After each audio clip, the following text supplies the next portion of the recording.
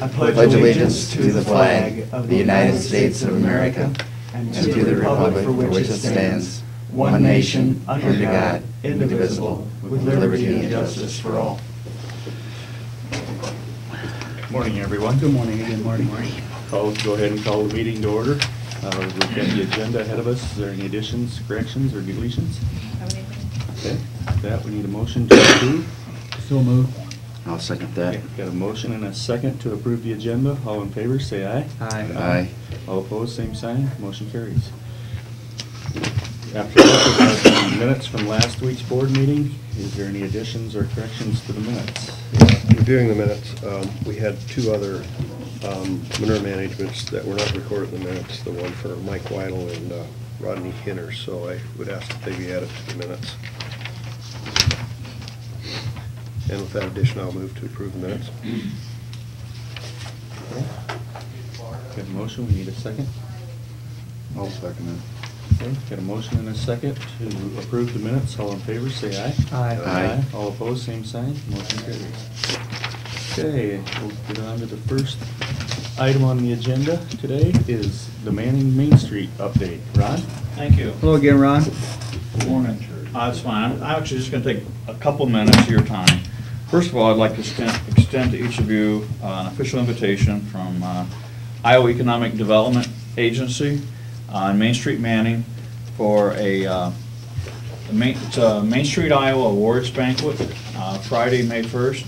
It really is a fun event. It's an official event, but it's also a very nice dinner. They have a bar. Governor and Lieutenant Governor will be there. Debbie Durham, Director of Economic Development, will be there.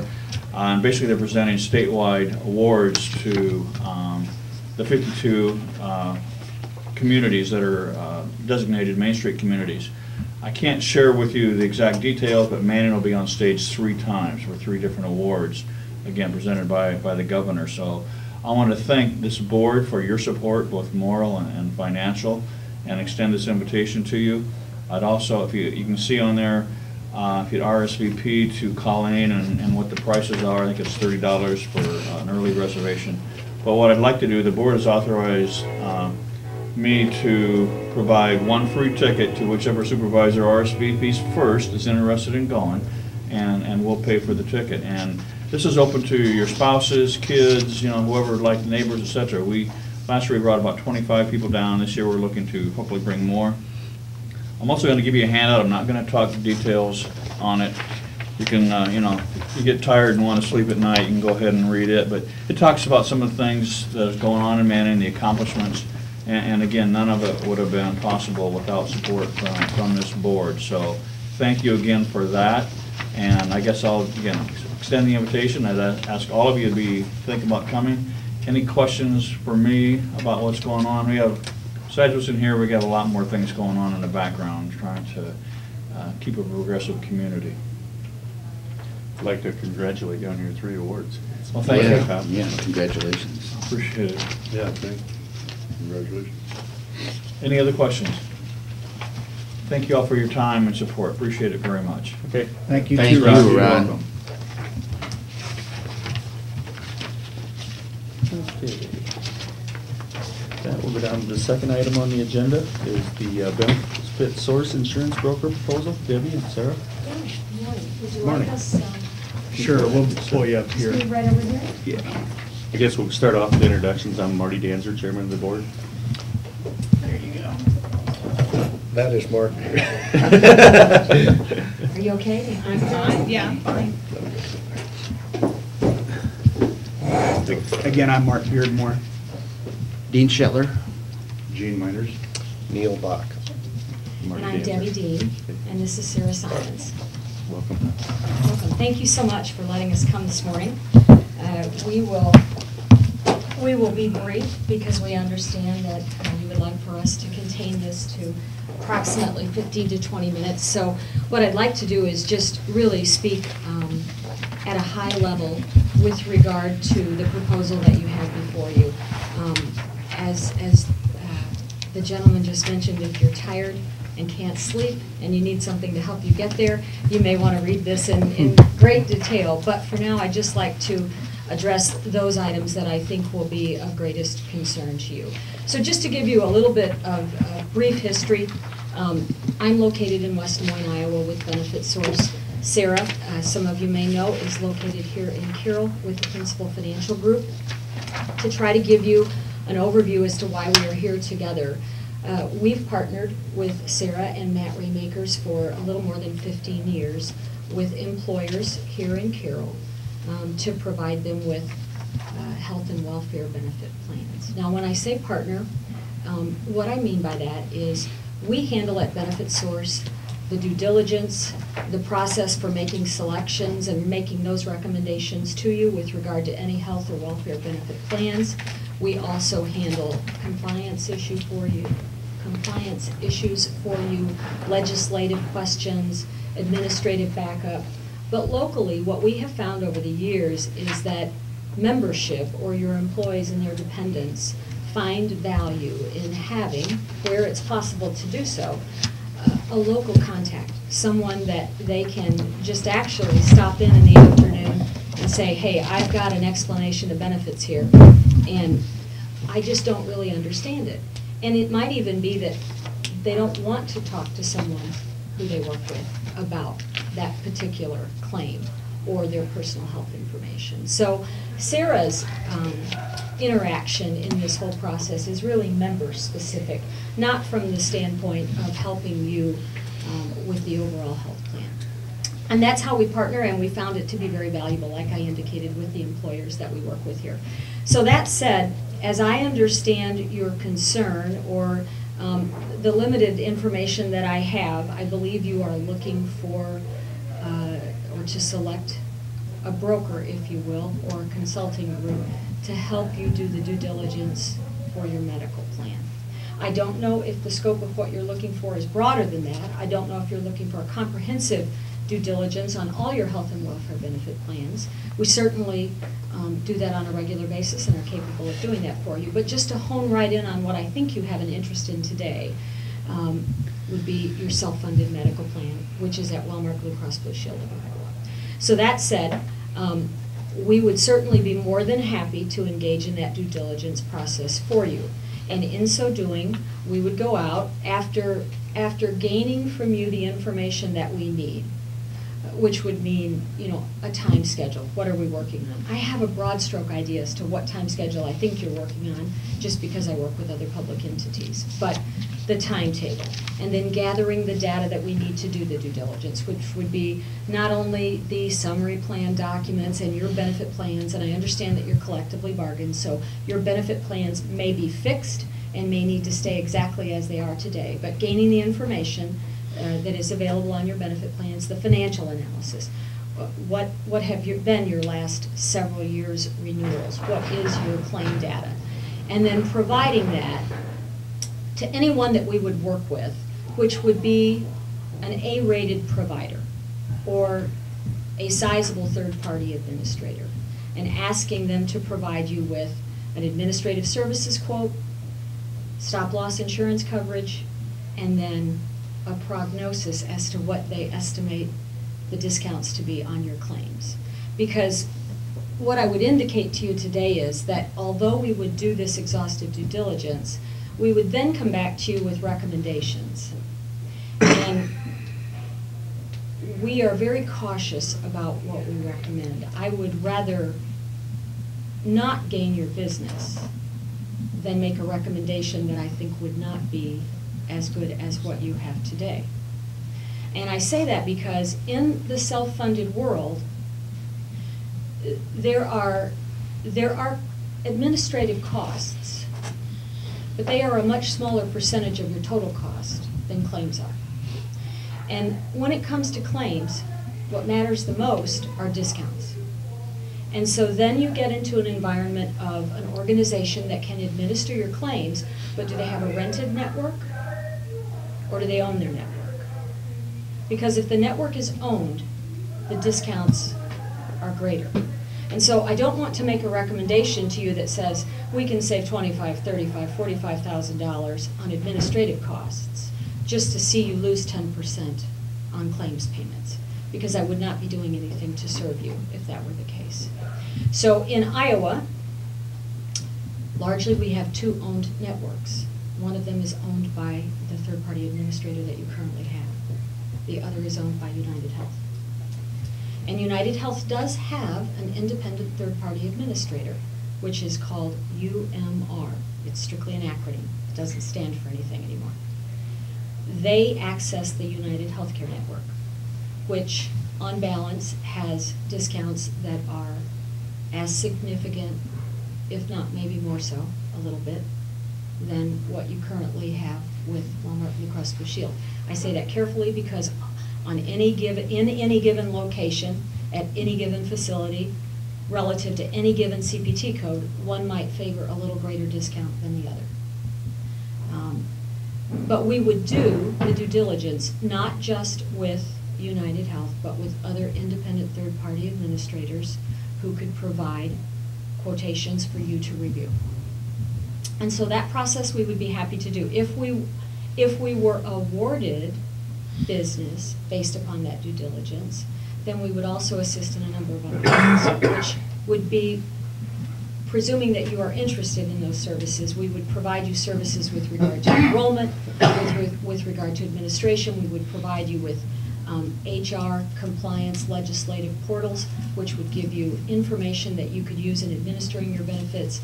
We would provide our patient advocacy department, which is a high-touch patient advocacy department.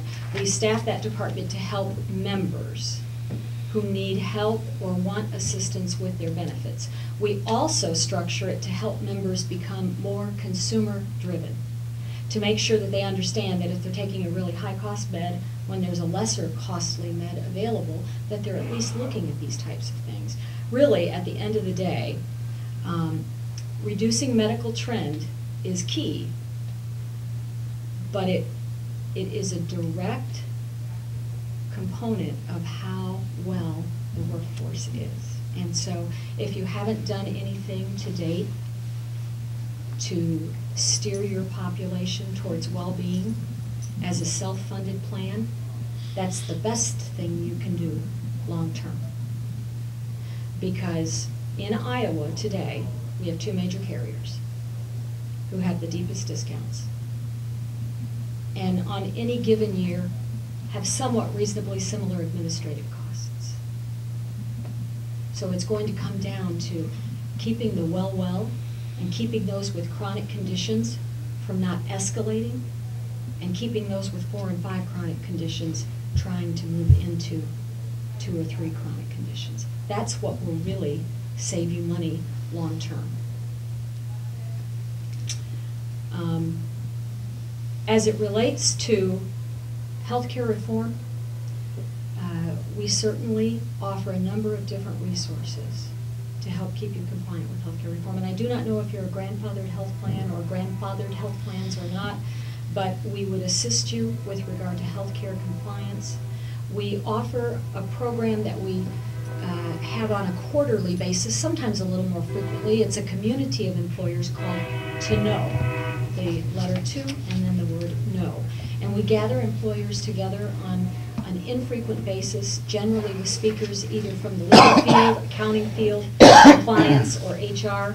And employers can glean knowledge from one another about what things work, what things don't work, where are you having issues, where is there misunderstanding and misconceptions with regard to healthcare reform. What are you doing for your well-being program? You know, how are you doing biometrics? Are the biometrics working? These types of things, which we find that employers gain a lot of input from having one another around a table to participate in. And we use that also as a forum to be able to educate our employers. That's a high-level, broad stroke as to what is contained in this book. What types of questions do you have? Well, our situation here is, first of all, thank you for being here. And I did read over some of this, and I got the, as you explained, the understanding that you're about more than just picking out a plan, but working on a more people level or granular level with the people and how they react and maybe their wellness as well. Our situation, I think you understand, we're looking for a broker to kind of do look at different options for our insurance. And this is an investment for us. I don't know what your fees are, but you'll have a fee or cost somewhere, and we're going to want the best return for that. And I'd like you to talk about what you think your cost would be and our return on our investment would be. And the second part, where you say that you're involved with people, I think is basically impossible for you to predict at this point in the game. But maybe you could at least talk about what the cost or fees or investment, return on our investment would be for your due diligence activities. Okay. Let me address the due diligence first, because Sure. that's the easy one for me to address. I'm sure it is. Go ahead. For us to perform the due diligence, we're not going to charge you a fixed fee. We don't typically, I'm not saying that never happens, but as a general rule of thumb, that does not happen often with us. We operate on a model that we are compensated in the event that we are awarded business.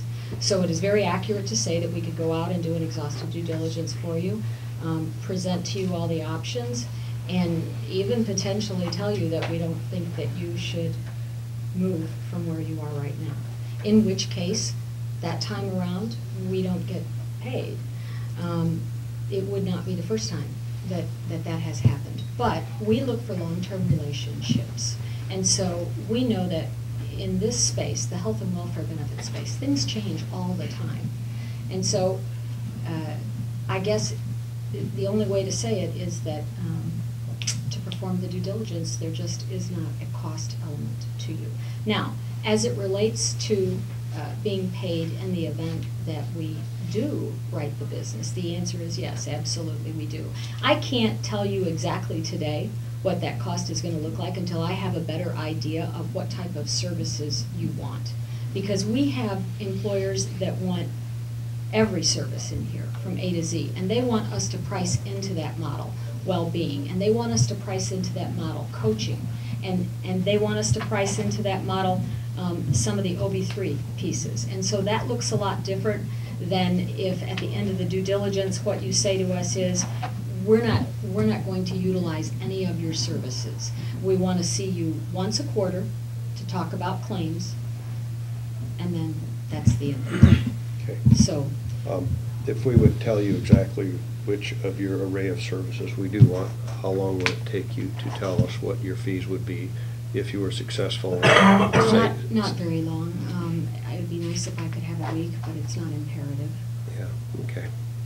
All right. But it would be nice to have, just because this time of year, every public entity is renewing right now. We are littered with meetings. So I want to think about it, but could I turn it around in a couple of days? Yes, probably.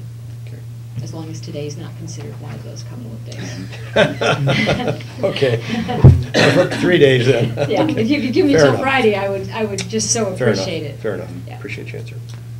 And Debbie, I might apologize in advance, with our conversations we've had. Maybe I wasn't clear enough, as far as the scope of services that I think the board is looking, out of a broker right now. And we got to be really careful in limiting it to what we think is just the due diligence process, Okay. as you call it, or the shopping, as we call it. Okay. But, when I say that, I don't want that to be the last we see it for a year, in the event Understood. that there is going to be some need for some handoff and some support in other areas. But, I think in our conversations, maybe I didn't make it clear enough, we're not looking for a lot of extraneous, optional HR support and things of that nature. I mean, our immediate pressing need, what's gathered us here for this conversation today, is to drive down our health insurance premium costs. And that's what we're most interested in doing. I definitely do understand that. Now, what I don't know is exactly what your trend has looked like since you've been self-funded. Well, we've been self-funded for a good many years, and the trend has always been, traditionally single-digit increases, except in the last several years where we experienced a 23% increase Okay. 3 years ago. I think it was 17% last year, about a 10% raise this year.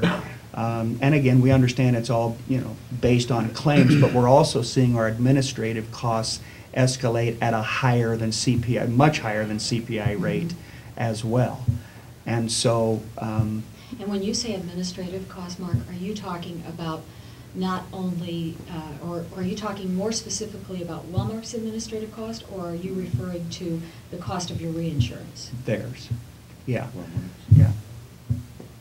Yeah, I mean, both of them are going up, but administratively, their costs are going up as well. Understood, and their costs have gone up, but one thing that I want to be particularly cautious about, I know one thing with certainty. I don't want to be the one who saves you $25,000 to cost you $100. That I know for sure. Right, So I know that I can bring your administrative costs down. But as a general rule of thumb, your stop loss or your excess reinsurance cost is directly related to your discounts. mhm, And so, for example, I could take, and I just use this broad stroke, I could take a piece of reinsurance, if you will, or a reinsurance policy through, we'll just use Sun Life as an example. And depending upon who the third-party administrator is, which depends upon what the network is, that very same piece of reinsurance for the very same employer might cost more at one and less at the other. And that's because they know that the discounts won't be as deep at one as they are the other. So I do understand how important the ASO or the administrative services costs are, but they're a very small percentage of your total spend. So I just want to be really careful about anything that I would recommend, because you're making a decision, or at least you're hoping to make a decision that will at least be a multi-year decision. You don't want to be moving your membership around every year. Of course. So whatever decision we make, we would want to be able to live with it really for at least 3 years. And that's pretty limiting then. That's pretty limiting. And well, I've been on this train for a long time, so my hairdresser could attest to that. And so I just want to be very cautious about that. I do understand that you're not looking for a lot of extraneous costs, that you are specifically looking for the health insurance piece of it. But I wouldn't be doing you any favors if I didn't talk about the full scope of what we can do for you. We don't have to do it. We can strictly come back to you with a proposal that is priced specifically on just doing the health insurance, and then meeting with you on a quarterly basis to review claims and talk about, you know, anything that you'd like to talk about as it relates to your medical plan. yeah. Well, let's at least be clear on that, that's what Yeah. this board is interested in moving forward, you know, as of today. Yeah. Yeah, and then if you would be successful in getting that specific would be, not to say that you couldn't identify something in the future where you could benefit us, and we would, but we're not addressing that at this time. I understand. Right. How confident are you, I mean, you're seeing this a lot, as your hairdresser will attest, is that, Many years. how confident are you in finding us a long-term alternative that would save us over the long run? Is that a fair question? Right now, there's only one other. We're told there's 3, but maybe you only deal just with United, so. No, we deal with a number of them, but my experience would indicate that, you know, you've got Wellmark's network, you've got Coventry's network, you've got United's network, and you've got Midland's Choices network. Those are the main ones.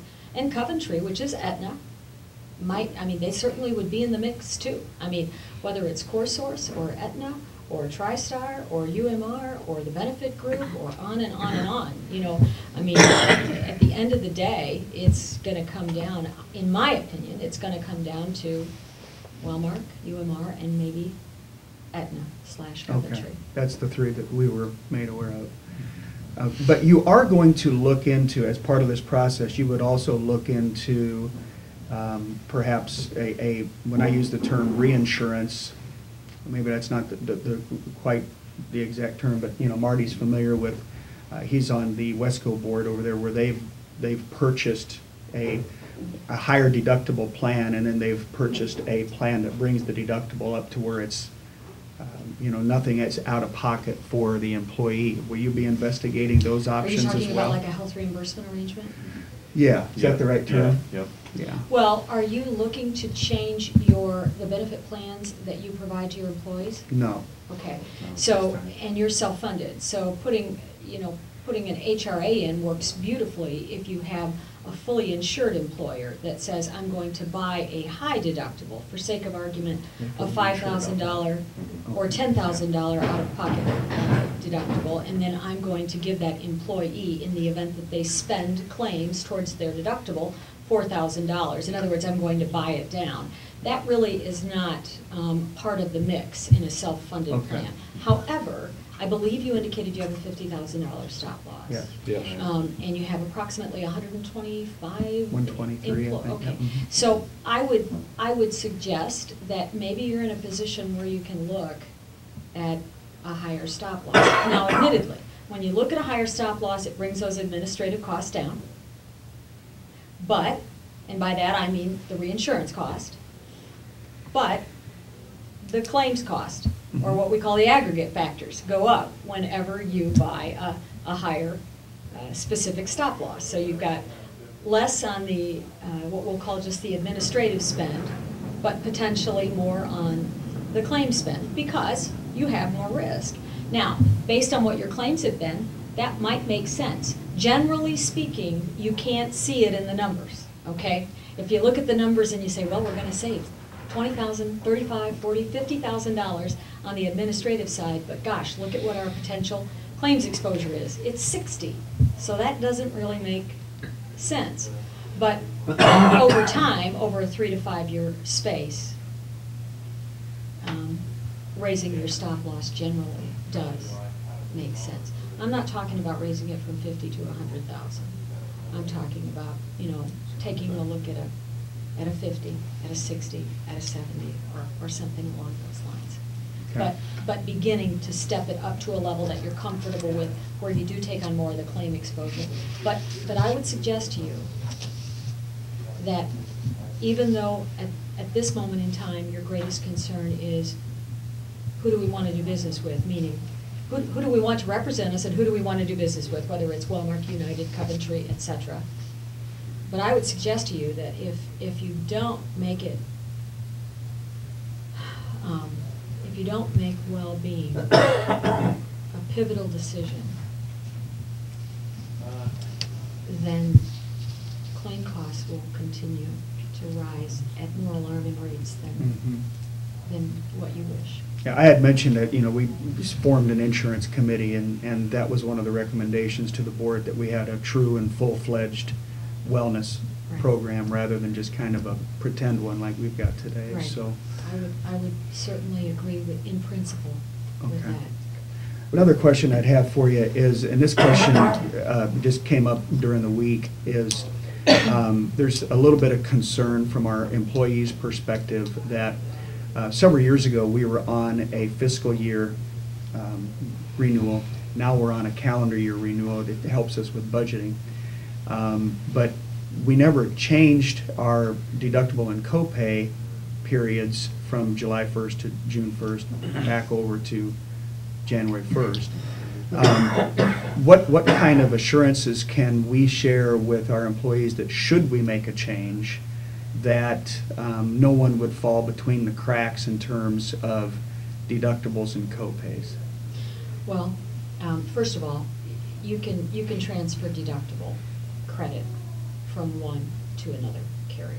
Okay. So that part won't be a great concern. Plus the fact that you're a self-funded plan, you can make other decisions as well, such as the out-of-pocket. But let me be sure that I am clear in my understanding. The plan itself renews July 1st. July 1st. Yes. But your deductible runs January January 1st. 1. Calendar year. And I'm assuming you want to keep it just that way, which is normal. Right. Okay, yeah. That won't be an issue because deductible credit will, you might be changing administrators and you might be changing what we call stop loss providers, but that won't change the deductible and out-of-pocket accumulators for your employees. They'll stay January 1 to December 31. Thank you. Just as an observation, what our average age be less than it was 3 years ago for our insured?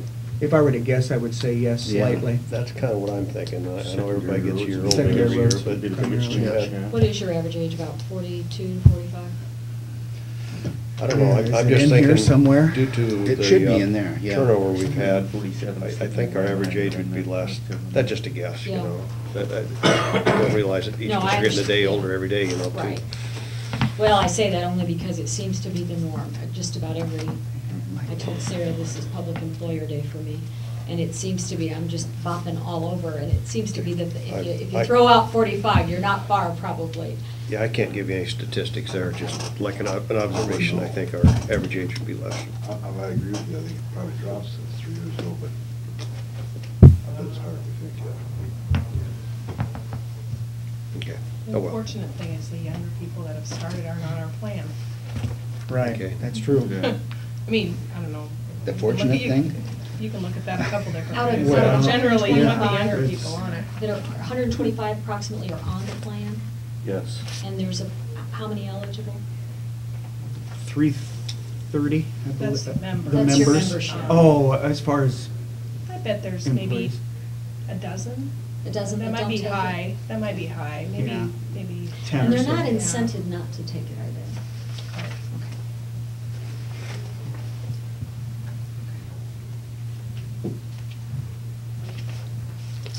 Okay.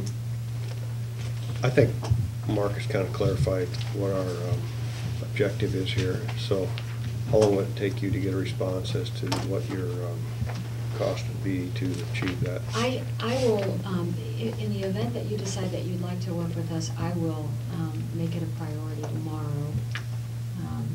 to drill down on that, and then try to get something emailed into your hands on Wednesday. You see the situation we're in, we would need that information before we make a decision as opposed to after we make a Okay, decision. okay. Uh, Then. Can you understand that? I do understand that. Is Wednesday soon enough for you? Will that, It'd No. be soon enough for me, but I'm just sure the board had. Yeah, if. More than adequate Yeah, time. If we, aim to be making a decision on this as early as Monday, we definitely Boardroom need morning it prior to. I'll have it to you Wednesday. Okay. Yeah. Is it okay to email that? Yes. Okay. Mhm. Yes, yes. Yep. It's Courtney? Yeah. Yep.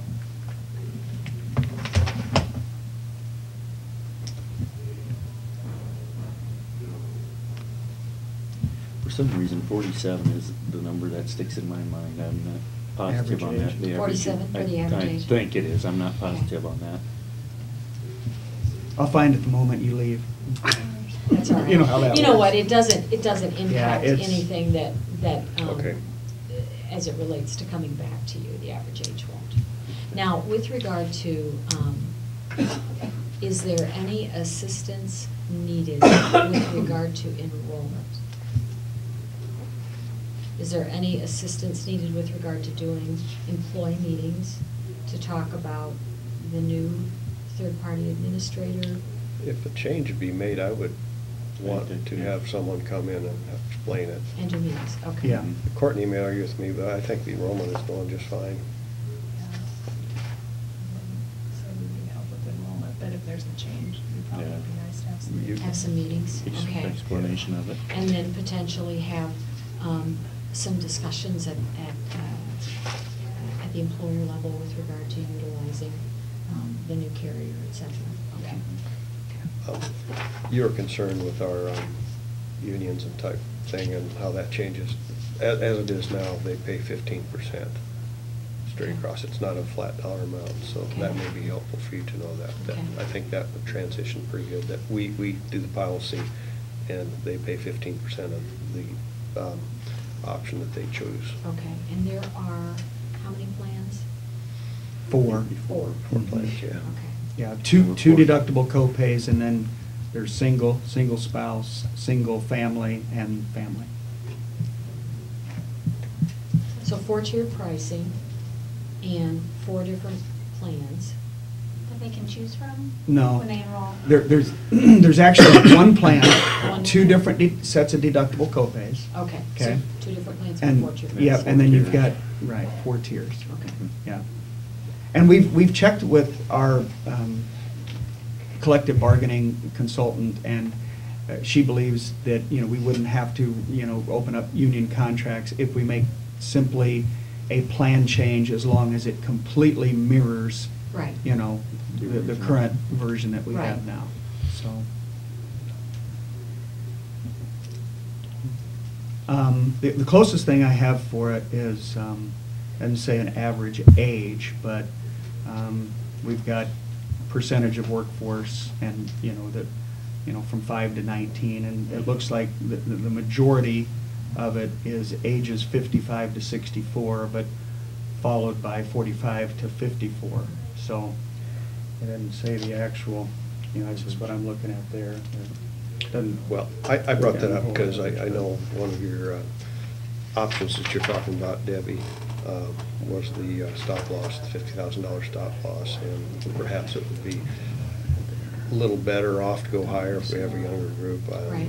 Because I'm thinking But with the older group, people you're have some thinking of the it higher may not make prices. any, Average age. may not do a lot for you to Yeah. escalate that so stop loss. You'll figure that out. That is, yeah. There's a lot of truth to that particularly. That probably Those does fit are- with that 47 average age. That's not just an employees, that's a- Right. Okay. Board members, any other questions or comments? Okay. Well, we'll keep in touch with You you. think we have Thank a you. I'll plan? have it to you Wednesday. That'd be fine. Okay. All right. Thanks, Debbie. Thank you Thanks, very, Debbie. very Thank you much. for the opportunity Yep. to talk to you this morning.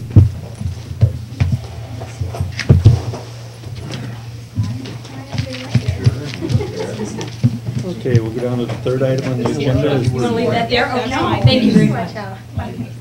The deferred comp plan update with Matthew Rain. Matthew? Morning. I guess we'll do introductions here. I'm Marty Danzer. Go ahead, Mark. I'm Mark Beardmore. Dean Shetler. Nice to meet you. Gene Miners. Hi. Neil Bach.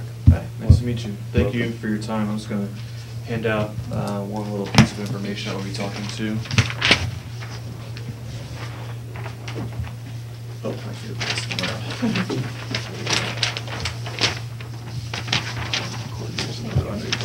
I met with Courtney, it was probably about a month ago, to discuss some enhancements that the plan is available, actually qualifies for with Nationwide. But what I've handed you is just a little informational piece regarding our Freedom Pro Plus series of the deferred compensation plan.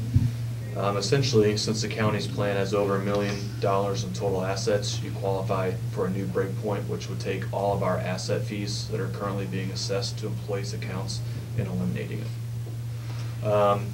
And I brought some information with me. As of the end of the year, the plan has roughly $1.1 million in total assets. Of that, about $772,000 are in variable mutual funds that just fluctuate, with the stock market volatility, things like that. And roughly $360,000 is in our fixed account. With this new option that's available, on the average expense of 80 basis points or 0.8%, the plan would save about $6,100 a year currently. We took that fee and moved it down to zero. The flip side of the coin is with our fixed account right now, there's a guaranteed minimum interest rate of 3.5% that would also go down to zero. Not saying that the rate would go down to zero. Currently the rate is about 2.5%, but in the future there's just no longer that bottom level that would stop the rate from falling any lower. Given the fact that interest rates are at their lowest and have been at their lowest and are only going to go up from here, I don't really see that rate going any lower in the near future, but just again, long-term thinking, the next 30, 40 years out, however, there wouldn't be anything there from stopping it. Since, what we say, 70% of the people are already in the variable funds, it would be more of a cost savings to the plan in general by adding this new plan with the zero fees. So just doing a little bit of math, the net $6,100 savings on a variable, $3,600 loss, if you will, on the interest that they would no longer be earning. It's an annual savings of about $2,500. Taking that out over the course of somebody's career with the county, a 10-year savings to the plan of $25,000 a 20-year savings of $51,000 and a 30-year savings of $77,000, just on today's dollars. So as new contributions come in, as investments grow with their performance, obviously those numbers could change as well. Courtney and I had talked about it, and this was something that we wanted to present to the board. As I've done in other counties that have made this transition, it's always come kind of down to a board decision, which is why I was here today. Any questions at this point? So the decision we're making is, if we forfeit the 3.5% guarantee, there will be no more administrative cost. Yep, that's essentially what it boils down to. So with this new plan, we could take out the administrative costs, but then there would be no more of that guarantee of 3.5%. The fixed yield still pays a guaranteed interest rate. It just wouldn't have anything preventing it from going any lower than that. Currently in the marketplace across our competitors, Valak, Great West, ING, ICMA, we're seeing the rates are still around 1.5% to 2%. So a 2.5% rate would still be competitive and would always be competitive across the marketplace. It just wouldn't have that buffer anymore. Okay. And when you remove the 3.5% guarantee, it could actually go below zero, right? No, it won't lose any money. It still operates in the sense of like a CD or a savings account where there'll be an interest rate. It just means that the rates no longer has that protection to be 3.5% or greater. Zero is the floor. Zero would be the floor. So it could be 0.5%, it could be 1%, just depending on where rates are in the future. Okay. At this point, like I'm saying, the rate currently on the plans that are using this model is 2.5%.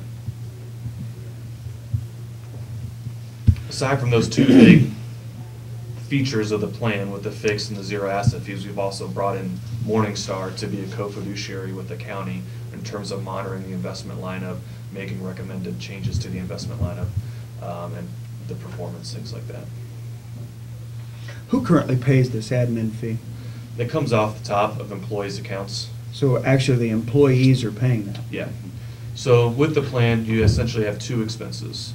Each mutual fund has what's their expense ratio, which is what the fund charges, and then nationwide we have what's what we call an asset fee. And currently, depending on the option that they're in, it would either be 0.7, 0.8, or 0.95%. How many employees do we currently have in this plan? Maybe around 50 or so. Isn't it, but if we make a decision, it's got to be one for all and all for one, right? In terms of nationwide, so as I understand it, you also offer Valak here in the county. So if an employee preferred Valak for one reason or the other, they could always choose to use that plan. This would just be for the employees who use the nationwide side of things. And what again was the administrative fee, the amount that we go away? 61? 0.7, 0.8, or 0.95% are the three fees, depending on which mutual fund that they're in. It just varies depending on the investment, and all of those would be reduced to zero with this new option. Did you say that totals about $6,100? Yeah, $6,100 in savings on the variable side. Okay. So say it one more time, 0.3? One more time? 0.7, 0.8, and 0.95%. And in my experience with Valak across the state and other counties, not saying it's the same here, they're typically their fees right around 1%. But $6,100 on $1 million would be like 0.6%. $6,100 would be on $772,000 of that's in the variable side. Okay. $360,000 is our fixed account. There's no expense for that fund. All right. It's fixed and split, okay. Yeah, you did say that, thank you. Okay, that figures up better. So the whole total action, net savings is like $2,500. Yeah, the net savings, if you compare the variable savings and then essentially the reduction in the interest rate based on this year, is about $2,500.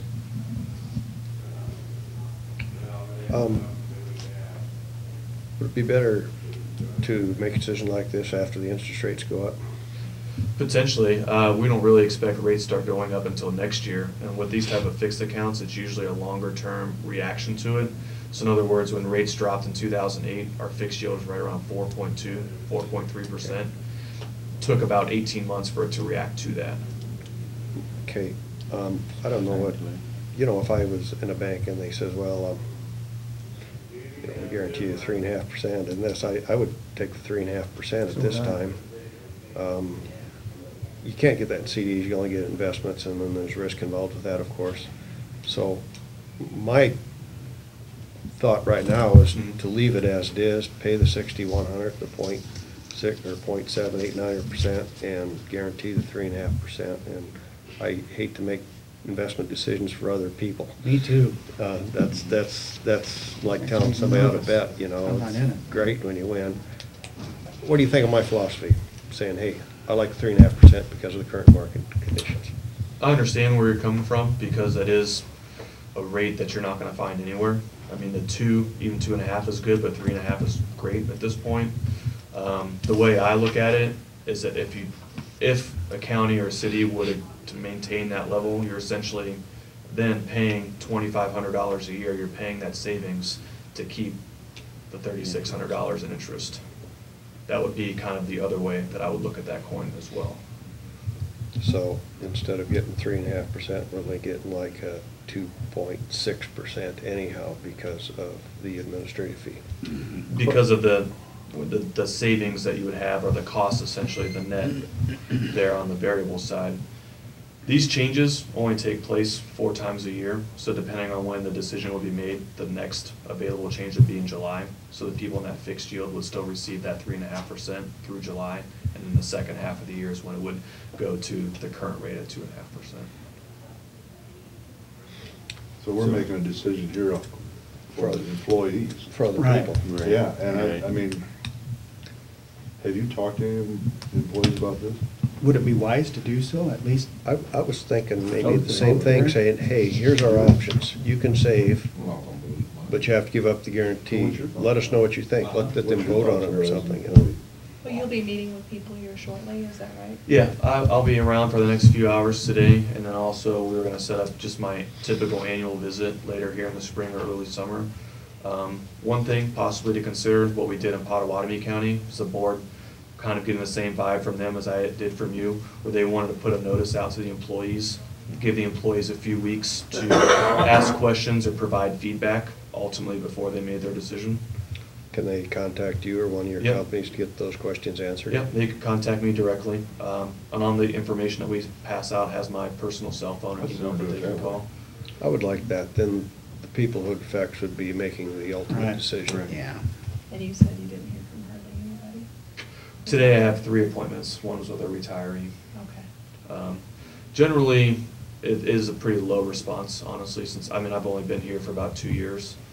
Took over for a previous rep, Chad Christensen.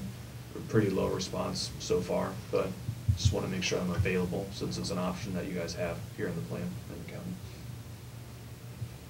Otherwise, we gotta get the roulette wheel out. Yeah, I don't wanna play roulette today. Me neither. Hey, they have an opportunity. If they don't respond, they don't respond. Better Sure. not. Your life depends Provide- on it. Yeah. Provide the opportunity, you know. For some people, it's a major investment and Yep, exactly. we don't want to be doing the roulette wheel for them. Let's do that.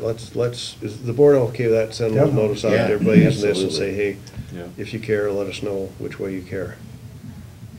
And I Is can that kind of what provide. you were expecting?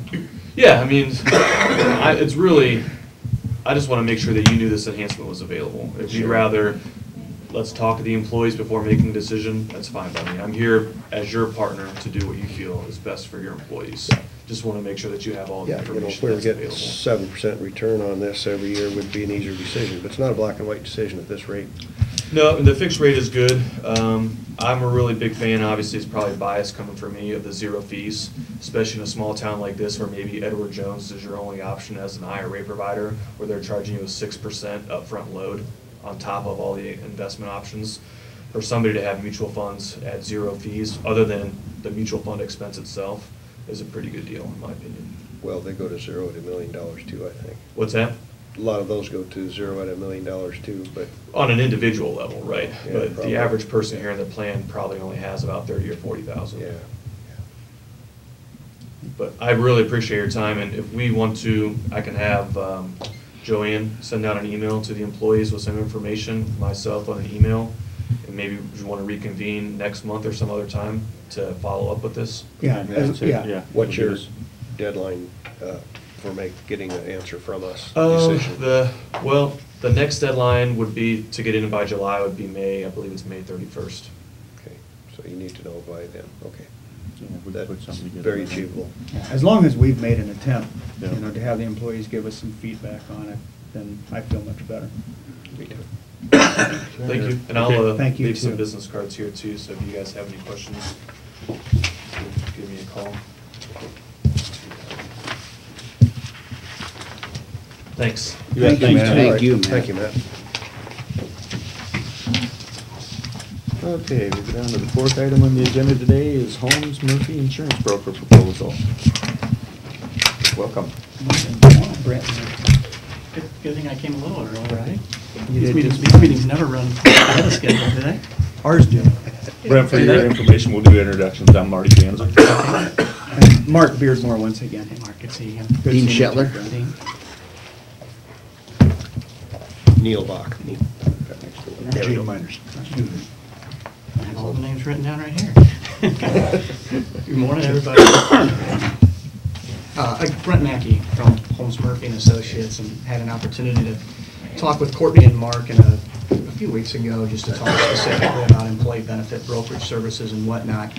I thought what we would do today, and obviously this can be certainly open forum for you guys as much as it is for us, to tell a little bit about Holmes Murphy, a little bit about my background with Holmes Murphy, and then I obviously answer whatever questions that you guys might have with respect to what you're looking for in a broker if you decide to go in the brokerage capacity. And there's a couple of different arrangements in which you can partner with a broker, and we can talk openly about that as well. So I'm a 1995 graduate of Carroll Kemper, family in town here. I've got a brother who runs a business in town. My father's a longtime Farner Bakken guy, and my mom's a longtime Carroll County State Bank guy. So I graduated. We won't hold your father against you. Well, I was hoping to, or my brother, or his Yeah, mother, my brother. or his mother-in-law. My mother-in-law, who I waved to as I walked in, is in there as well. But so 95 graduated Kemper, went on to Storm Lake to Buena Vista University and graduated from Buena Vista with a management degree in 1999, and I've essentially been in Holmes Murphy since that time.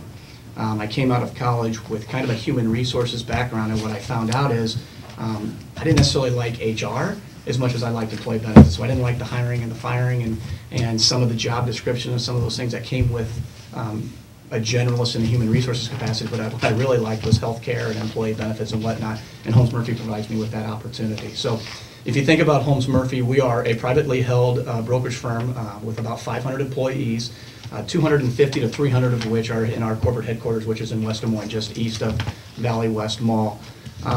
We really have three main silos at Holmes Murphy from which we operate and do business. One is our employee benefits division, which I'm a producer or an account executive in our employee benefits division. So I work primarily with companies. I work on group health insurance plans, group dental, group life, and disability. I don't get into any of the individual side of things because, frankly, my hands are full on the group side of it and whatnot.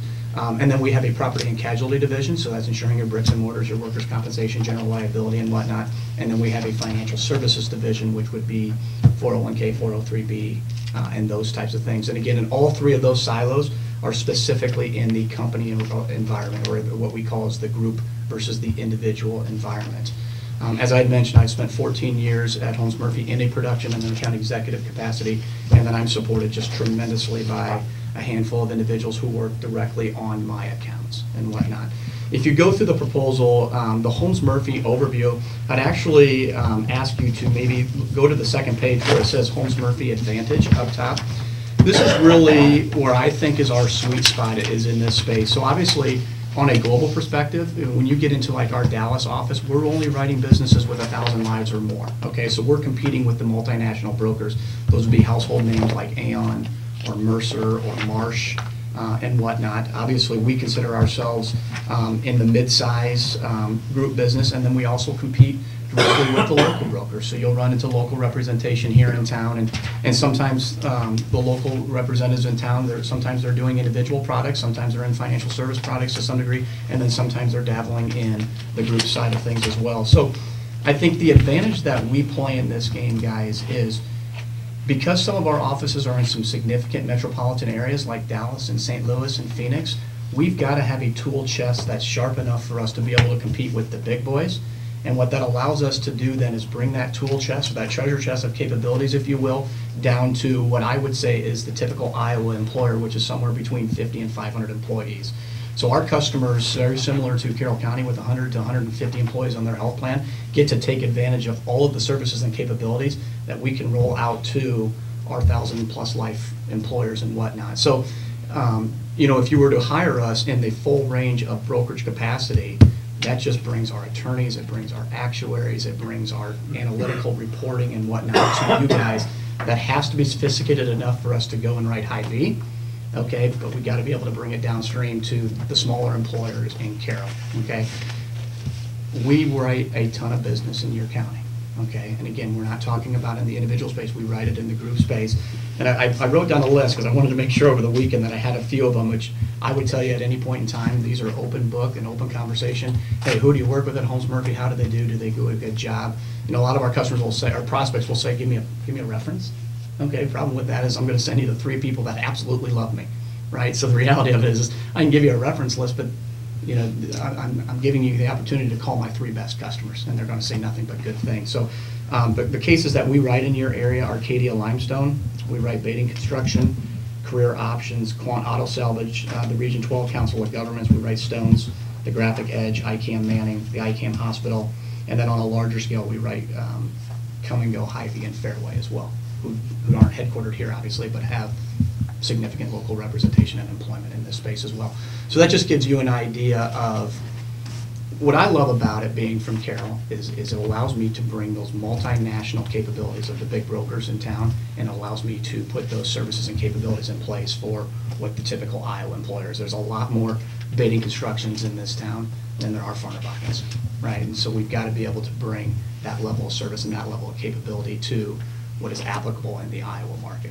Okay, so that is just kind of what I think differentiates us on a global perspective from our larger competitors versus some of our smaller competitors. Any questions with respect to that?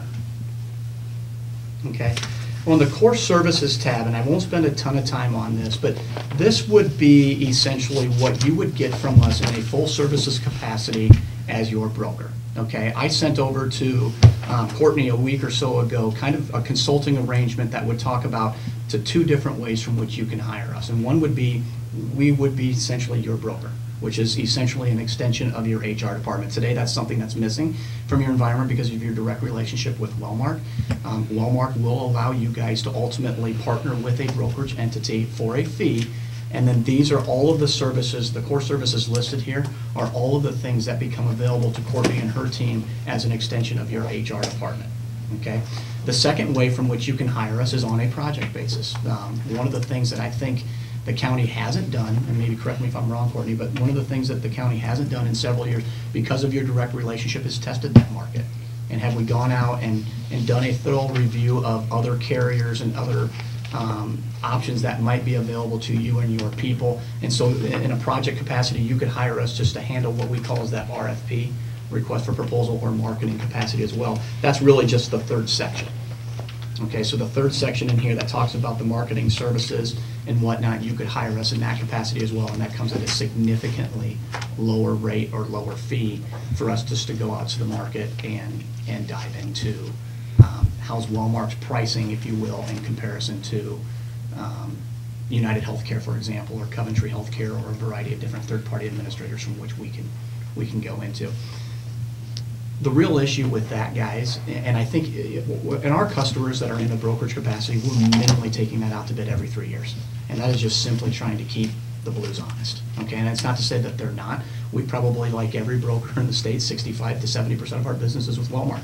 They do a fantastic job. Our customers like them. Their employees like them. And so this is not a let's beat up your carrier. This is just let's hold their feet to the fire and make sure that their prices are in line with what the other marketplace would bring and whatnot. And so sometimes we go through that marketing process, and it either completely and totally validates your existing direct relationship with Wellmark, or sometimes it gives you plenty of ammunition from which you can go out and try to negotiate and leverage them from that standpoint. So that marketing services piece is something that we had kind of talked about would this be an opportunity for us to get a trial run with respect to what it would be like working in a brokerage relationship as compared to just continuing to work directly with Wellmark, okay?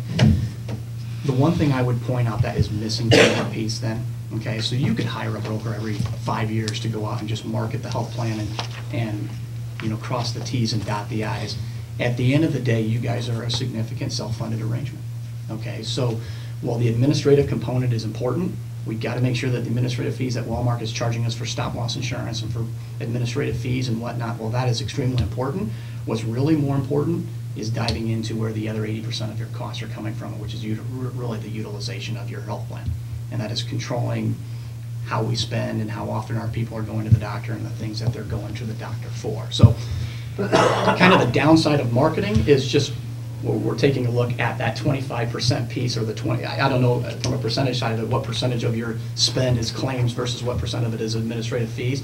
But the downside of marketing it is just we're really looking at the administrative side of things versus a full-fledged brokerage relationship is really getting involved with wellness and the clinical data and the claims reporting so that we can, you know, ultimately have a chance to control spending. You know, 3% savings on your claims is probably more than what you pay in administrative expenses as a whole sometimes. Does that make sense? Mm-hmm. Sure. Mm-hmm. So if you were to hire us in the RFP process, that's really in the third tab, guys, and that talks very in-depthly with respect to, I think in our consulting arrangement, we talked about a $5,000 fee, a one-time fee for us to ultimately go out to the marketplace and provide you guys with options, alternatives, come back to your meeting and present those options and alternatives. To the extent that Walmart would let us, we would assist in the negotiation of that and your renewal with Walmart, although I don't know that Walmart would ultimately let us do that when they have a direct relationship with you, but we would ultimately prep you for whatever you would need to go back to them to help leverage whatever it is that you need to leverage. So this just talks in depthly with respect to that. At the end of the day, our size and our strength as being the largest privately held brokerage firm in the Midwest, the 9th largest in the country, allows us to negotiate pretty effectively for our clients, okay? At the end of the day, though, the price is the price.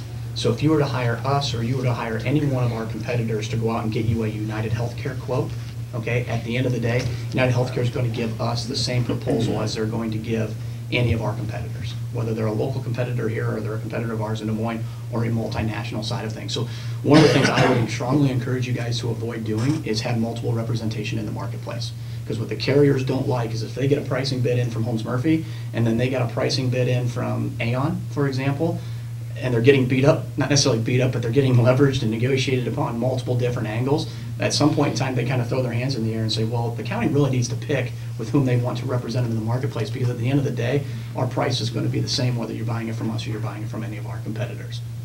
Okay, so I just wanted to be very upfront with that I would, you know, we've gotten into situations where there's multiple brokers bidding, and at some point in time, we just almost have to step out because it's not the way we do business. The way we do business is through our services and our consultation and our capabilities once the product is in place.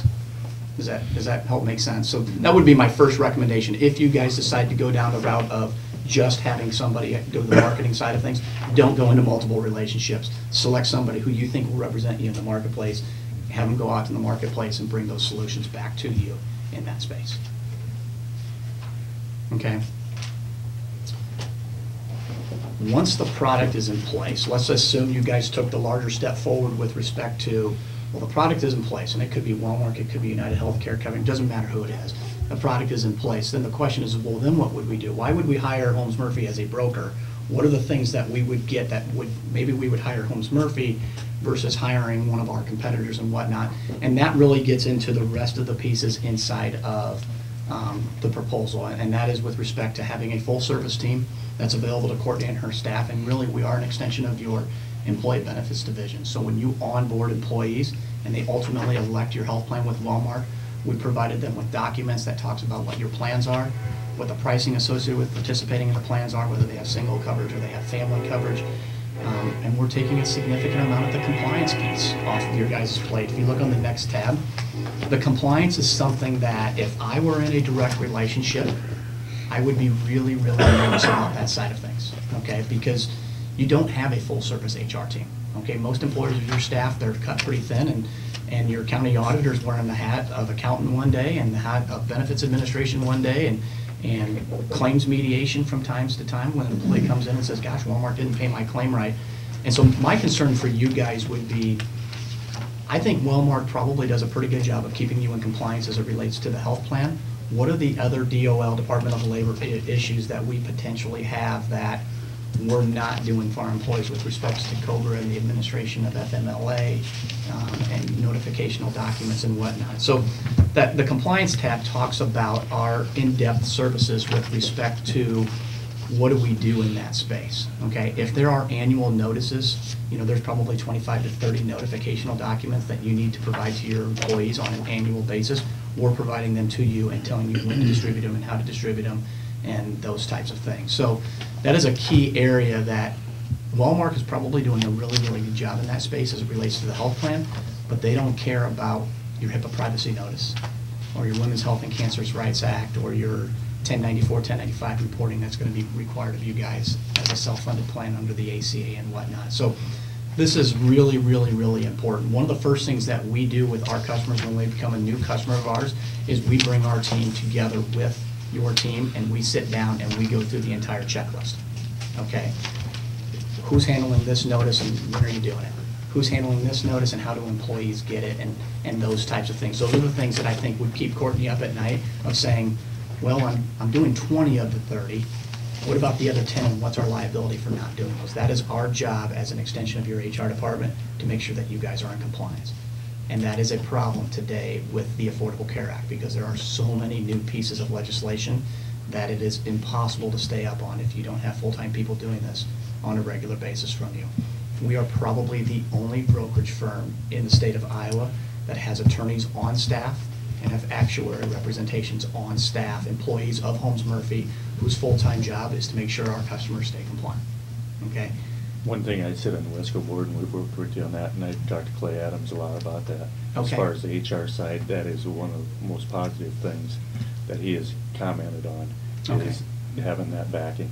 Yeah, Clay Adams is the president of Wesco Industries, a Yes. customer of ours in Denison. Yeah. We had the opportunity to partner with him about 2 years ago, and same thing, we had to get approval of the unions and from his group. It's another perfect opportunity to say, hey, call these guys and just ask them, how's Holmes Murphy doing in representing them in the marketplace. But that is an area that, I mean, that's the first thing we do if we're your brokers. We sit down with Courtney and her team, and I can promise you, that's a scary situation.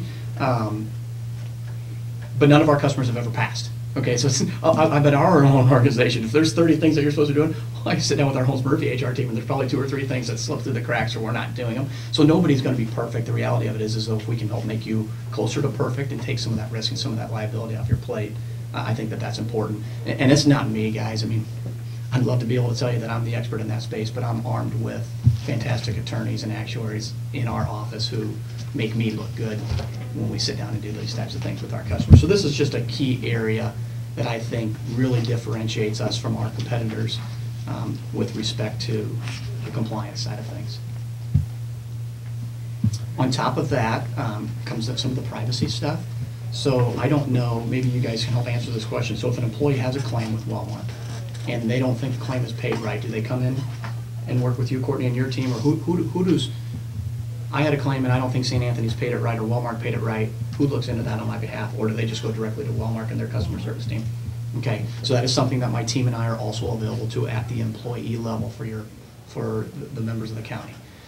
And that is to help avoid them from 1-800-WALMART, +5, +9, and 3 hours later I get a live voice and now I just need some help. We have significant relationships with whoever the carrier is, and we have direct relationships who call on Holmes Murphy's clients only. So we have direct 515 phone numbers to get into people that handle directly our business because of the volume that we have with the Blues or the volume that we have with the other carriers in the marketplace. And so we try to be that extension of your HR department, so when people come in and have questions and have problems, Courtney can say, hey, call Brent, call his team, and they will help bring resolution to that claim on your behalf. The second to last page then that I'll talk specifically about is in that reporting thing. So on an ongoing basis, I think one thing that Walmart probably does a pretty good job of is reporting your utilization, okay? What they do, I think, a poor job of is bringing light to the utilization, okay? And I think that that's your broker's responsibility. Your broker's responsibility is not to report what your claims are. Let the carrier report what your claims are, which you guys can use for budgetary purposes and whatnot.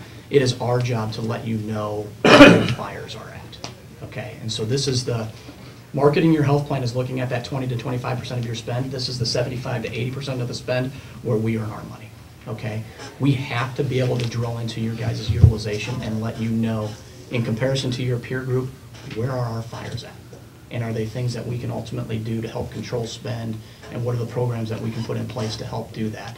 That is our job on a monthly basis, to review your utilization and let you know and come back with recommendations to you guys that you maybe have to sometimes negotiate with the unions and whatnot, but to bring you real life information. It's one thing for Wellmark to say, Mark, your your emergency room claims are $250,000 this year. It's our job to say, and oh, by the way, did you realize that that's 30% of the norm? And we dove into that $250,000, and it happens to be coming from your employees ages 50 to 60, and they're going into the emergency room for ridiculous reasons. Okay, that is the information that we are drilling into your organization and coming back to you with. Walmart does a good job of telling you you have $250,000 in claims. We're breaking down $250,000 and saying, this is a problem and here's what we can do with it. And because when it comes time to sitting down with your union representation and saying, hey, we might make a change in how we cover emergency room claims because this is a fire, it allows you to have the data and the information in front of you, and it becomes an easier point of negotiation and leverage on your behalf. That's something we do with all of our customers, and we sit in those, if necessary, we sit in those union conversations and help facilitate those discussions around the benefit plans if necessary. So this is just a sample of the type of reporting that you guys would get from us on a monthly basis, okay?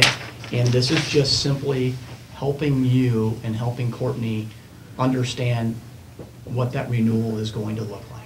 Okay, you guys are about to have, or maybe you've already had that Walmart discussion, but that's probably going to happen here as a July renewal in the next few weeks. The time period that Walmart is using in determining your renewal is already here and gone.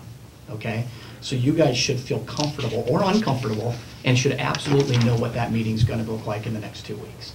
Okay, because you should be getting monthly reporting that tells us how are we running in comparison to what the underwriter expected us to run. I think the biggest disservice that we do for our customers is walk in with a 20% increase from Walmart, and my customer was budgeting for it.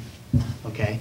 We have to continuously be involved in rolling up our sleeves throughout the course of the year, so that if we're walking in with 20%, trust me, that's not our renewal, that's Walmart's renewal. But if the carrier issues a 20% increase, it's a lot easier for me if my customer knew that that was coming. Okay, and that only takes place by diving into your utilization and comparing that on a monthly basis on your behalf, so that, again, if it's a 20% increase, that's coming from us or coming from any of our competitors, okay? The reality of it is we better have done our job to make sure that you weren't budgeting for it. I think it's a huge disservice to get off budget because claims were high and we just weren't privy to that information, or we weren't looking at it closely enough. It's not your job to look at it that closely. It's our job. And it's our job to let you know, hey, you're running at 88% of expected. It's a good year. Keep up the good work. Renewal will look good. Or no, we're running at 120% of expected. Let's buckle our seatbelts. We're going to need to do some dancing.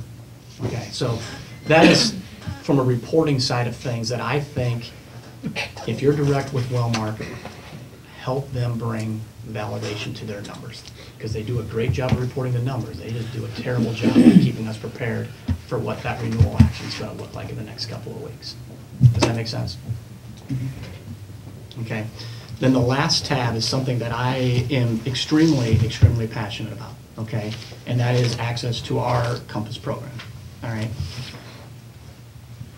One of the key areas that I think that the Affordable Care Act failed to address is the cost and the lack of transparency associated with what members buy when they go and have a service, okay? Most of us find out the cost of a service when? About 2 or 3 weeks after we had a claim, and we get an explanation of benefits in the mail from Walmart that says, my daughter just had tubes in her ears and that was a $3,000 expenditure, okay?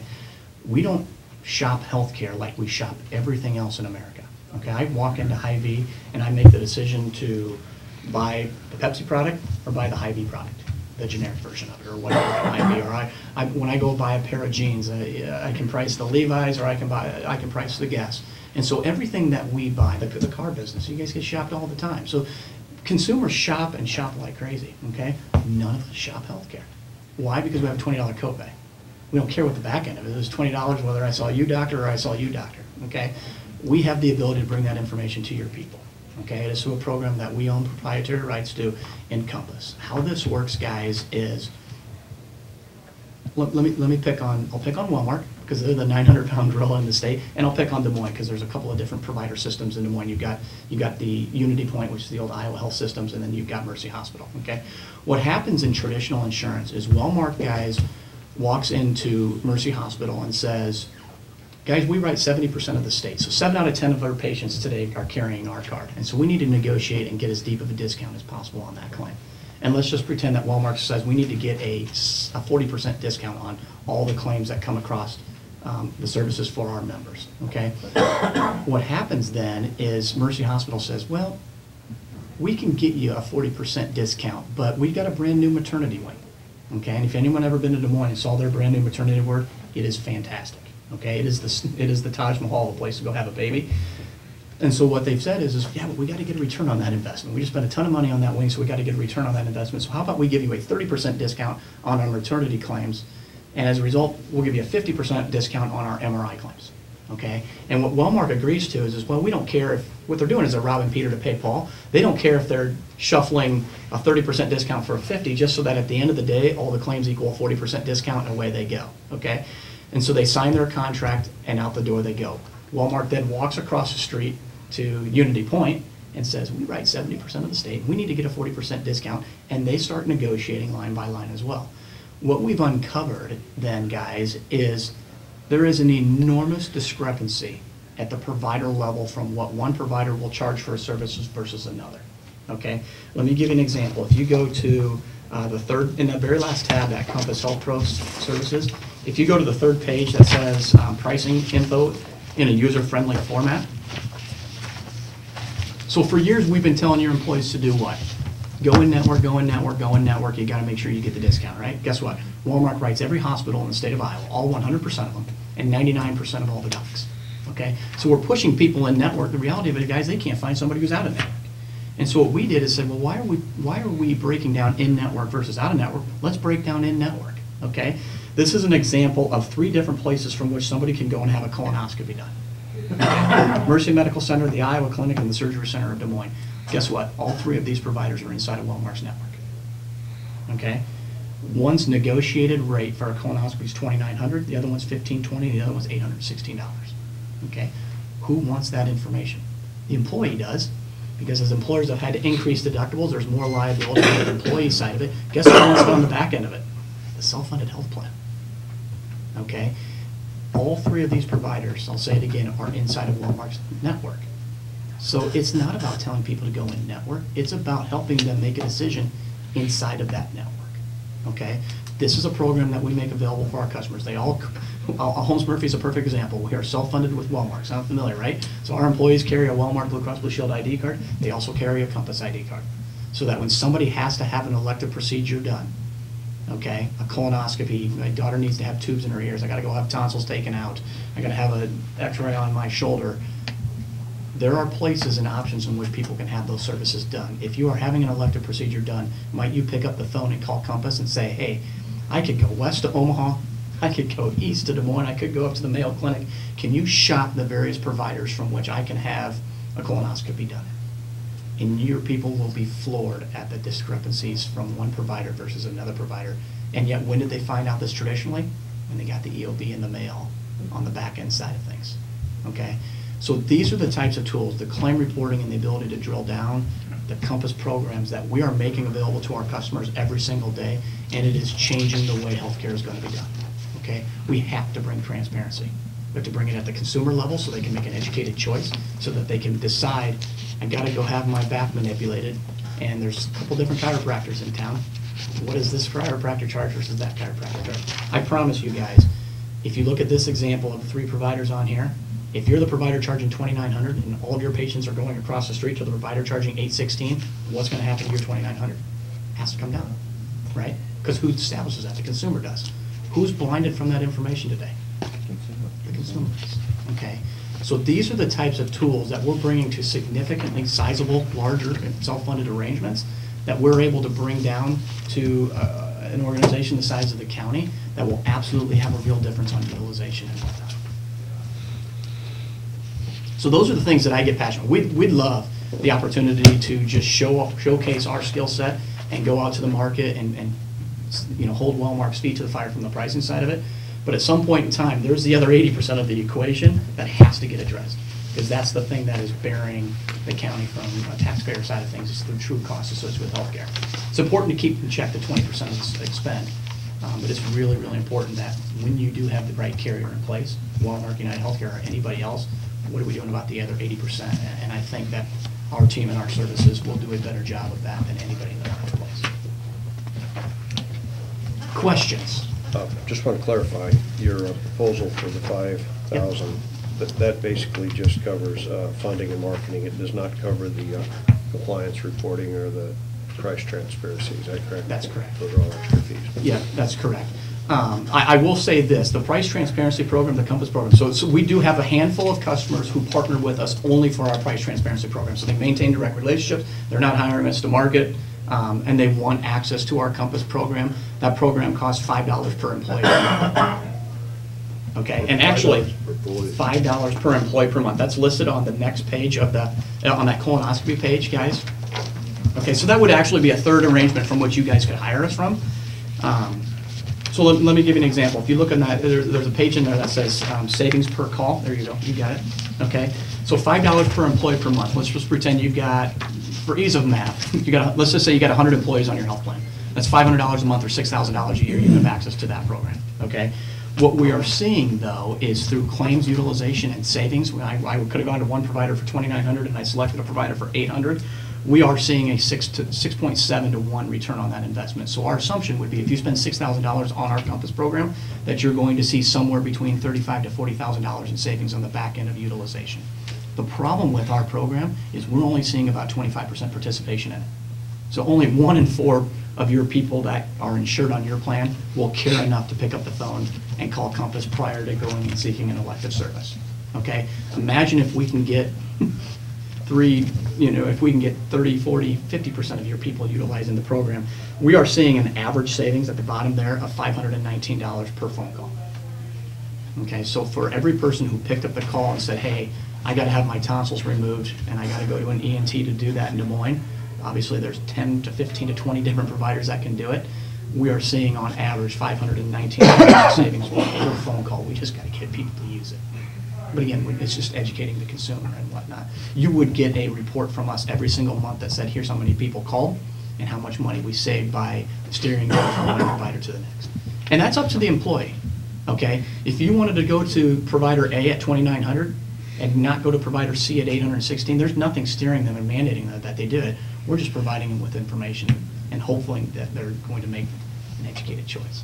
But that is a third arrangement that you can hire us for then, is just our Compass program.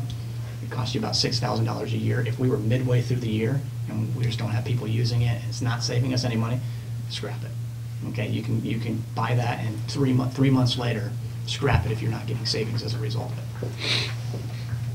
Fully disclosing, guys, we rolled this out in our Dallas-Fort Worth market. Okay, what's the advantage that Dallas-Fort Worth has? 15 different hospital systems in which you can have a baby at, right? In just the Dallas-Fort Worth area alone, what do we have here? We have St. Anthony's. Okay, but when your people are leaving Carroll to go and have significant things done, they're going west and they're going east and sometimes they're going north and sometimes they're making that decision based on where they want to shop when the procedure's done, right? I'd rather go to Omaha to shop or I'd rather go to Des Moines to shop. These are decisions that if we can arm them with real life information, people would be floored at what one provider would charge versus another. So it's absolutely more of an urban play than it is a rural, and I get that. But it is a tool that if we are going to get serious about the other 80%, it's a game changer at this point. Because people just never had access to it.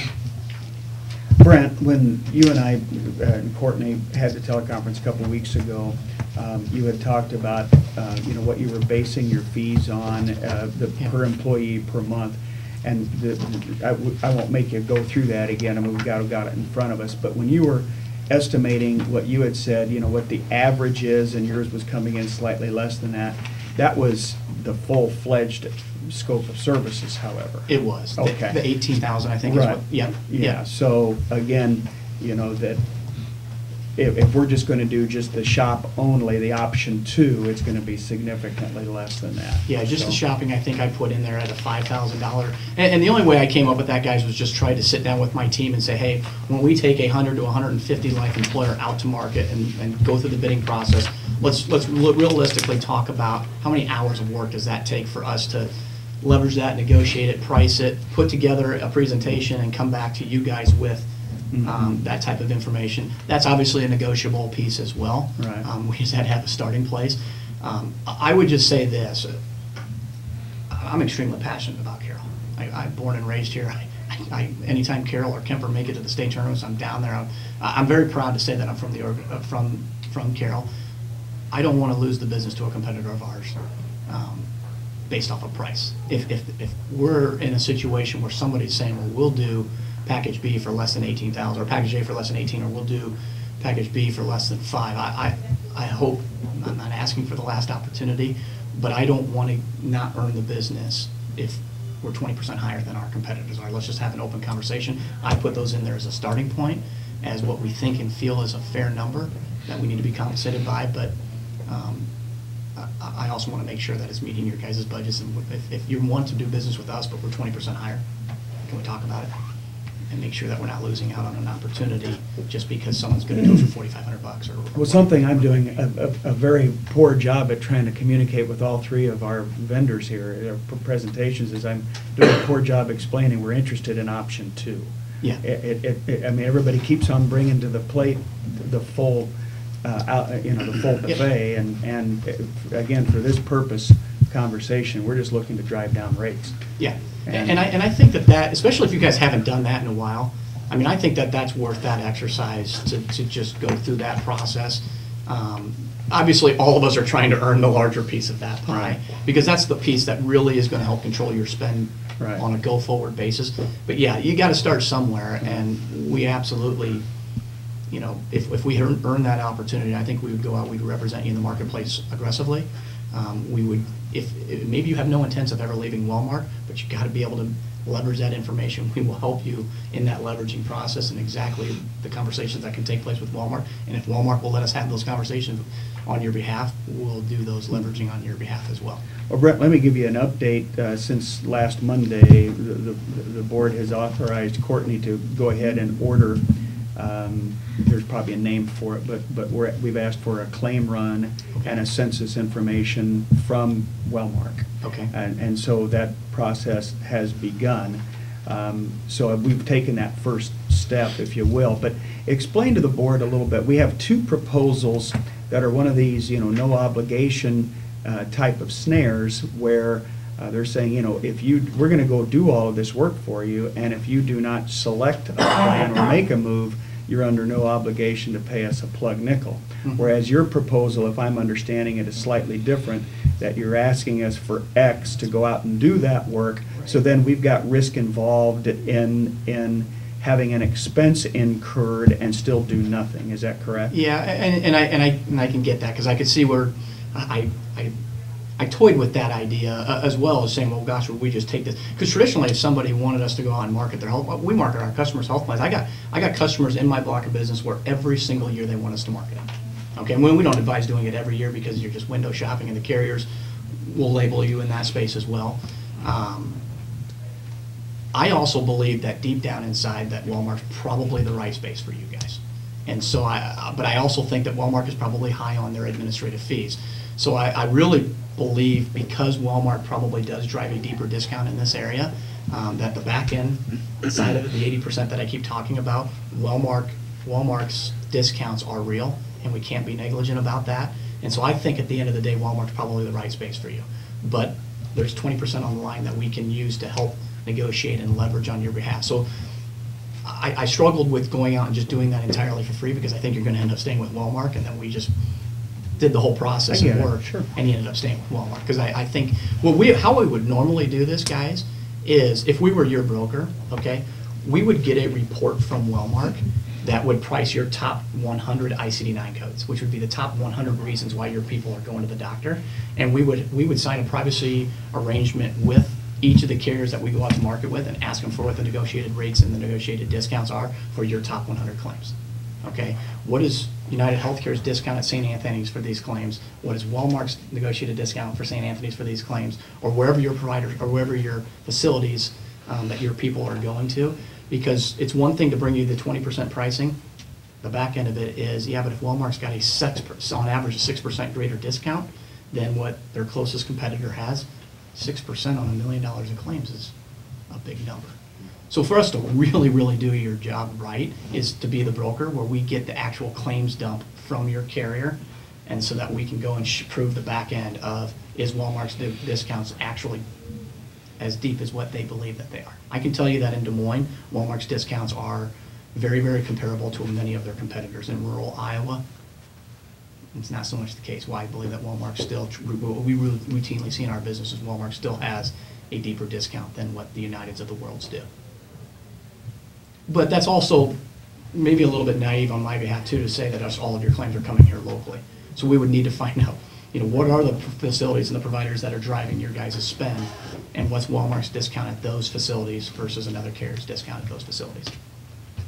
So the reason why I asked for a fee is because I think that we would go through this process and you would save money on the administrative fees from Walmart, because I think Walmart's going to be high on their administrative fees, especially if you haven't challenged them in many years. But I think that their discounts in the back end are still going to provide enough value that you'll end up staying with them. And so I felt like we had to make some money to earn the business out of the gates, because it's probably going to stay with Walmart. That's just my experience with our rural customers. Unless you're very, very serious about potentially moving to an entirely new relationship, which, and very, very frankly, you might be. But again, you wouldn't make a move to a new relationship without doing the discount analysis first. Right. So that's how we normally get to the discounts, is we would ask Walmart for your top 100 ICD-9 or CPT codes, and then go, who's your top 5 largest providers, whether it's McFarland or it's, St. Anthony's Hospital or wherever. We'd find out who your top 5 are, and we would ask each carrier to price those top 100 claims at your top 5 largest providers and see if Walmart's discount is what they say it is. I get it. Thanks, Jeff. Does that help clarify some of that? Because I couldn't make a recommendation for you guys to leave Walmart just off that administrative fee. You would have to see the back end of. But you can save a lot of money on the administrative fee too. Right. What time frame, Brent, are you looking at if we gave you this proposal? What would be the turnaround time as far as getting back to us, what you could help us Yeah, with? I kind of, and in that RFP process, it talks about what we would need, and I gave you guys kind of a quick list of some of the things that we would need to go out and take this out to bid on your behalf. Once we have everything from you guys, let's just say you had everything by the end of this week and we took it out to bid, we would put the RFP and all the specs together and send it out to the marketplace. It usually will take somewhere between 2 to 3 weeks on the high end of things to get those proposals back in, from which time we're going to need a little bit of time internally to put those proposals together, spreadsheet that all in a user-friendly, so you guys will understand what what those look like and what they mean. So we're comparing apples to apples. So I would say, realistically, it's a 3 to 3.5, sometimes a 4-week process before we would sit down with proposals in your guys' hands. That bumps up to May 1st really close. Really close. Yep, it really does. And you guys are normally sitting down with Walmart when? First week in April? They'll have our rates by mid-April. Okay. But we'll need that 60-day, should we make a change, we'll need that 60-day by May 1st. Right. Yep. Is there, let me ask you this, is there significance in July effective date? I just don't think we want to change it again. We just did, so. Okay. Yeah, I was just, because if you bumped into that and you were legitimately going to make a move away, would you move 8-1 or 9-1 or whatever it might be and run a short plan year, or because there's things around that with when you're up against the timing of it. Yeah, I don't, speaking only for me and maybe 131 employees, I don't think we want to, we just changed from a calendar year to a fiscal year about 3 years ago. What drove that? I'm just kind of curious. So we could budget easier. Yeah. It's just easier to budget because we were trying to, forecast our health insurance rates, and we were 5 months away from our final rates. We got a couple of counties that renew here, 7/1. We got their actual renewal meeting scheduled for Monday. One customer of mine in particular have that renewal meeting scheduled for 10 o'clock next Monday. I had a conversation with their head of HR just last week, and she knows. I mean, they've had a very difficult claims year. She's aware of it because of her reporting on a monthly basis, and she goes, "This isn't going to be very good, is it?" And I said, "No, I mean, I'm estimating and guesstimating that it's going to be X," and she just went, "Yeah." But again, we have subsequently been in front of their county board of supervisors 2 or 3 times throughout the course of this year, where we've asked for 15 minutes in the meeting, just to kind of bring them up to speed too, so that when you guys are planning throughout the course of the year for all of these other line item expenses, good, bad, or ugly, you guys know. But yeah, I've met with their county board of supervisors 3 times throughout the course of the year, just to give them a state of the union. And so there's no surprise, and we're going to be walking in with an ugly Walmart renewal Monday. She's already aware of it, and so is the county board of supervisors. For better or for worse, it's a lot easier for me to go in when everybody's kind of up to speed. Any other questions or comments for Brent?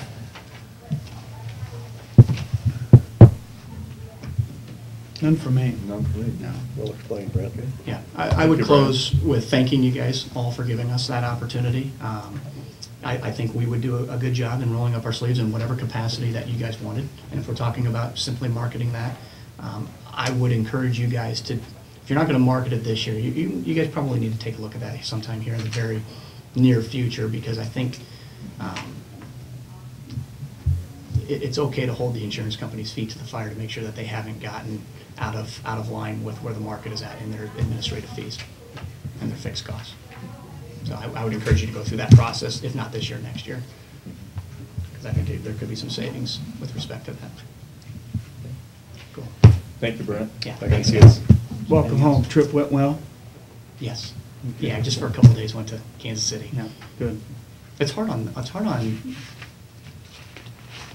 my wife and I live in Ankeny. I married a Dedham girl, but my wife and I live in Ankeny, and they just had a week and a half off for spring break. Well, what do you do with a bunch of elementary kids for a week and a half off at spring break when mom works and dad works? So That's what you do. got a week and a half off with the kids. Thanks again, Brad. Thanks, Brad. Thank you. We'll keep you posted either way. Yep. Please, Yep. thanks, guys. Appreciate that. Thanks, Brad. Thank you. Okay, go down to the next item on the agenda is sheriff car bids. Doug? Hi, Doug. Morning, Doug. Morning, Doug.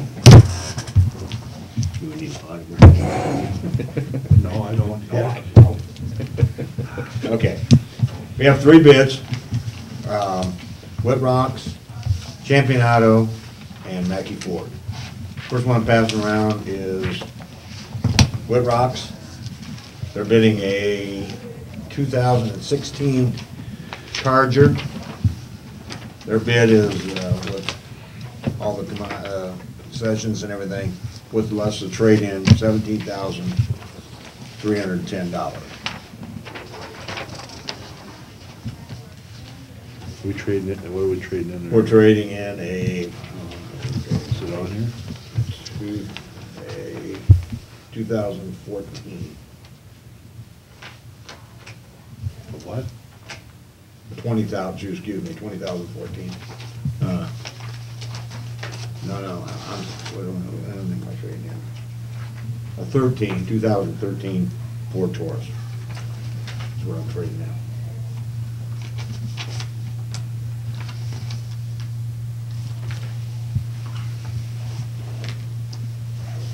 Second bid is from Champion Auto. This is for a Taurus. They've given me 2 bids. One is for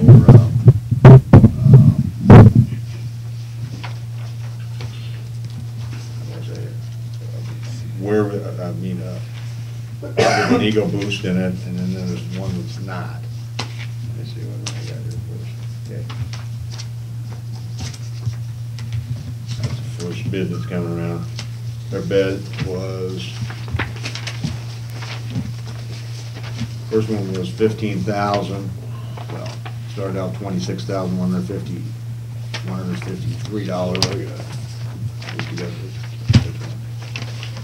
Okay, maybe that's the second one. You get one. Give me the second first one, okay? $25,153. Concession is $2,400.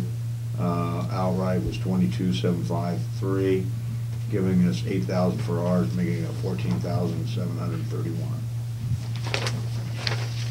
I got a different one I here. got a different one too.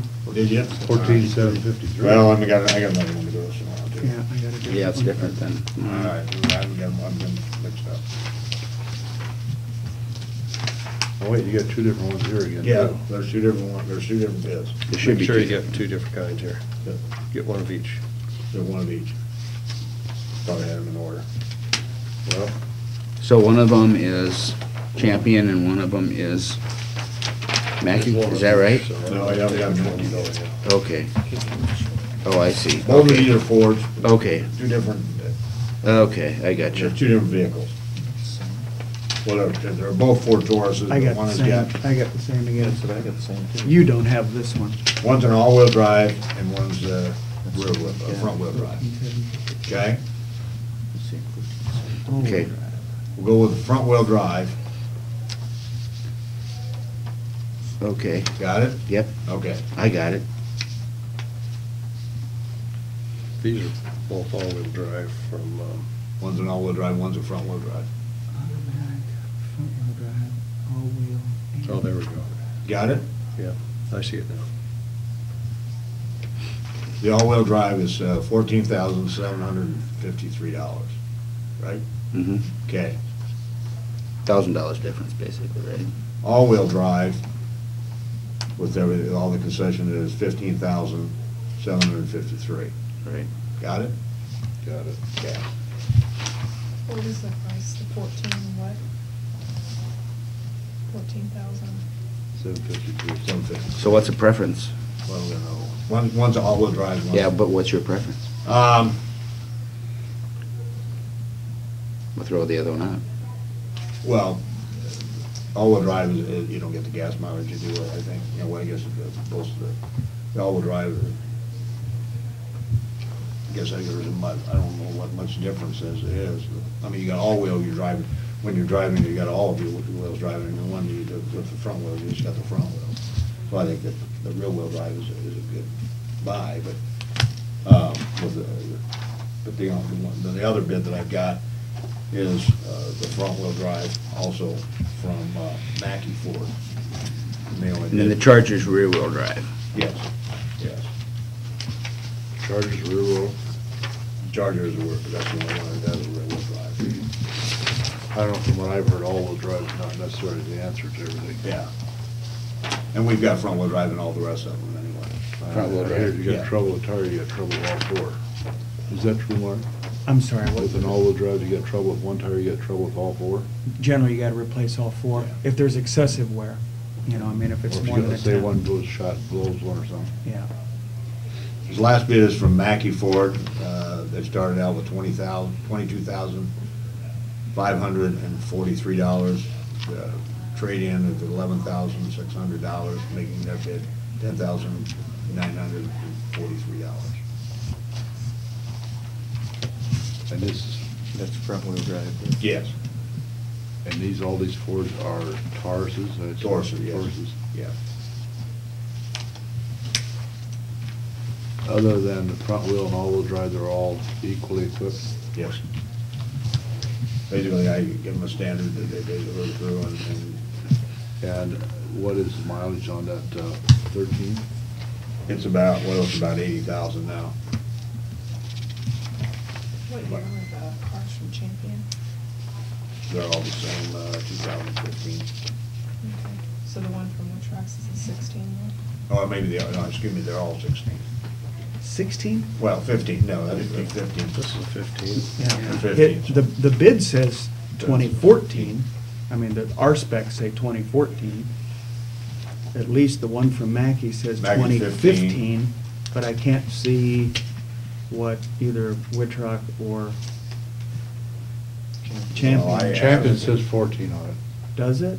That second paragraph down, last sentence. Well, I've got for All quotes will be 2014. 2014. 214, but I I don't think understand that. I think Yeah. the But 14s what I'm- are obsolete, and these are for the 2015, these But I will don't be see what- 2015s. So they're all. And the other two are 15s. Yeah.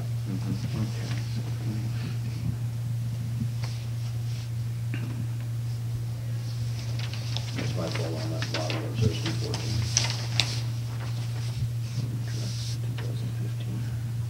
The Mackey spec is considerably less. Are you satisfied that it meets your specs, since they didn't include a spec sheet? Yeah, they, every one of them is sent out at exactly the same sheet, and they go by that, so, when I. With no deviation as far as you're aware? Yeah, as far as I'm aware of that. I look what he bids, what their, is compared to what Champion is, and they're exactly the same.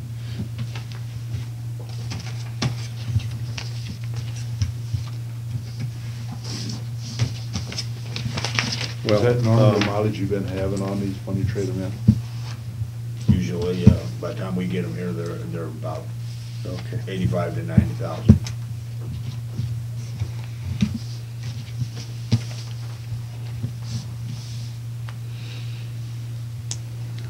I don't like to run them too much more than that because of the way we drive them.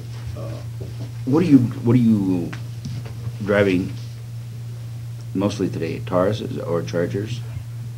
We have mostly Tauruses. Okay. We have three Tauruses, and then we have two Explorers, one Durango, and two pickups. Okay, so you don't even have a Charger? No, not anymore. Okay. And why don't you? Because the bid was never low enough. for Okay, it. all right. We always take the lowest one here. Okay. We did. And have- you're okay with the Tauruses as far as performance? Yeah, so far so good, yeah. Don't get me wrong, Charger was a good car when we had that one Charger, it was an excellent car.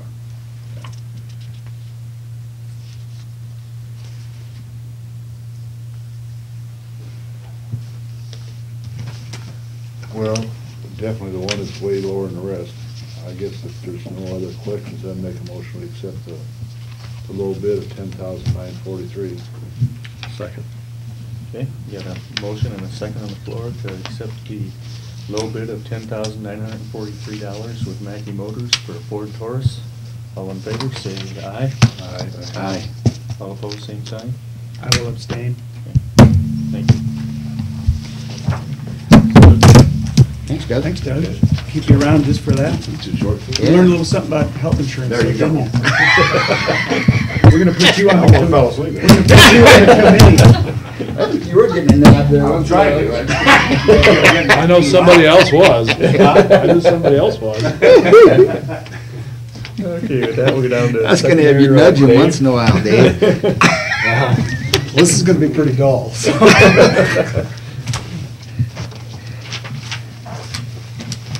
Hi, David. Drains. Hi, everybody. Nice to be, that was kind of interesting, listening to health insurance. Wow. Got one in this morning, let's see here, Drain 82, Doug Steinkamp called in, lives north of Dale Team Tower Shed, about 1.75 miles. Thinks he's got a tile issue, there's a hole in the road ditch.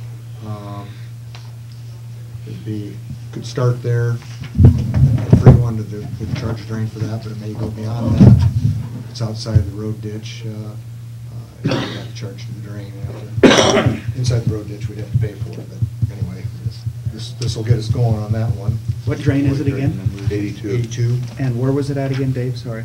section 6. Yeah, section 6. Right north of Of Rita. East.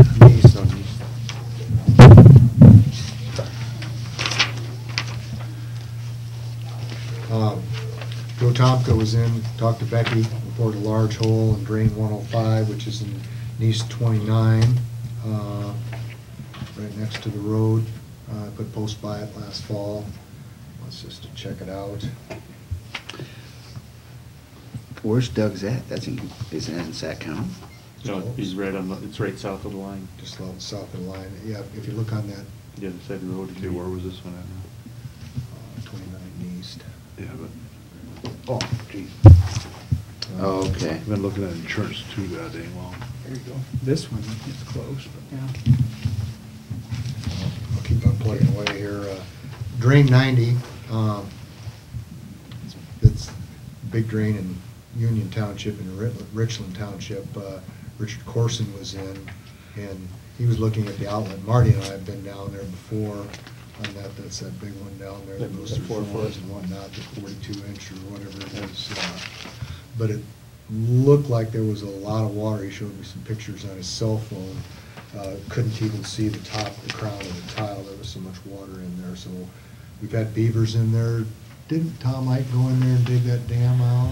Yeah, not this last year. We were down there last fall, there wasn't anything in there. And then the year before that, we were down there and Tom Mike went in with his excavator and pulled that beaver dam out. Uh-huh. And I haven't been down there lately to check on it. I think we'll have to take a road trip, go Yeah. down there, Okay, you can do that. look at it. So So you think it's, I think it could be beaver, or it could be worse yet, it could be siltation in there.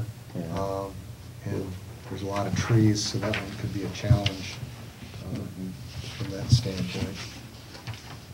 Usually Jim Thorne gives me an update when there's something going on down there though. Yeah, that's the worst I've seen it as far as water at the outlet of the tile, because you can usually see a little bit of crown tile there. There's generally water Yeah. down in there, but there's something going on that's making it a little bit worse. Take a road trip this week.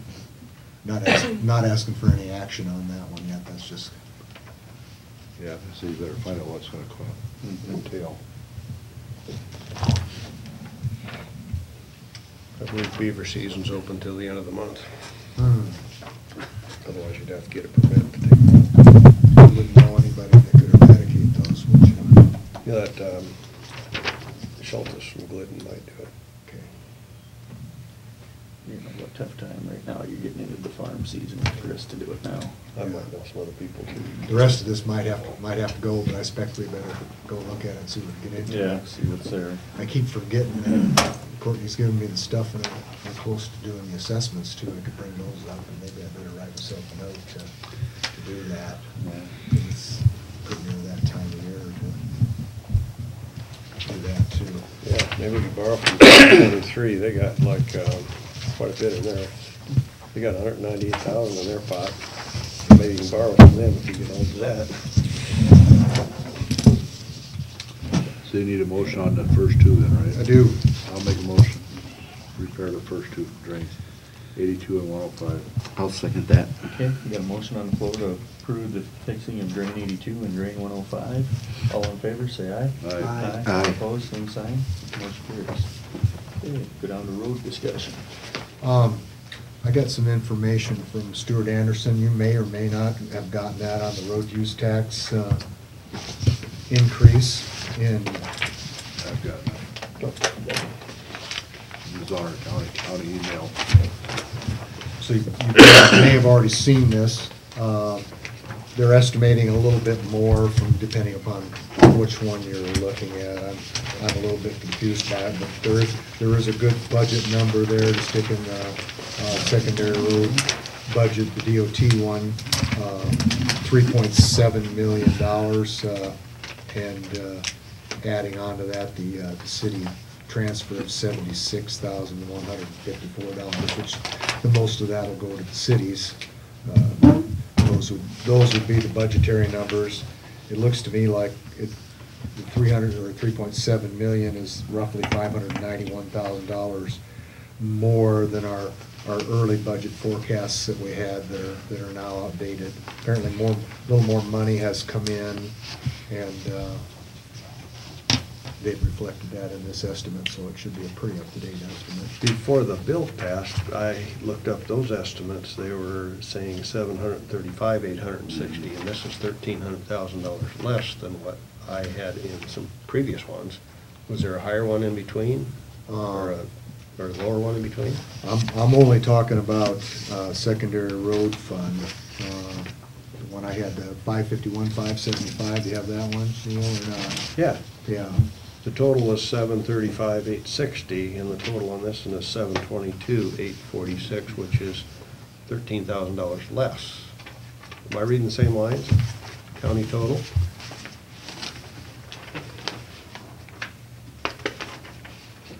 I got us to get $13,000, or about $13,000 less. Yeah. I think the total may be more in this, I don't know why, but I don't have a total for the state on this one, or the state, I just have Carroll. I think it's, there was their beginning point, is what they began with a lower number. If I go back to my earliest numbers, and I don't know if I've got that copy with me or not. I don't think I do. But that other one you have doesn't have 735 in the right-hand column for the total? It does. Yeah, so that Yes. was the last one I had, which was $13,000 more than this one we got Tuesday or Wednesday, whatever it came in. Mhm. So, okay, I know it's changed, but I'm just gonna throw the old one away. Maybe that was before it passed. It was before it passed. Yeah. So these would be more actual? Yeah, These should be pretty decent numbers. And you can read this whole spiel here, but it'd probably put you to sleep if you did, so.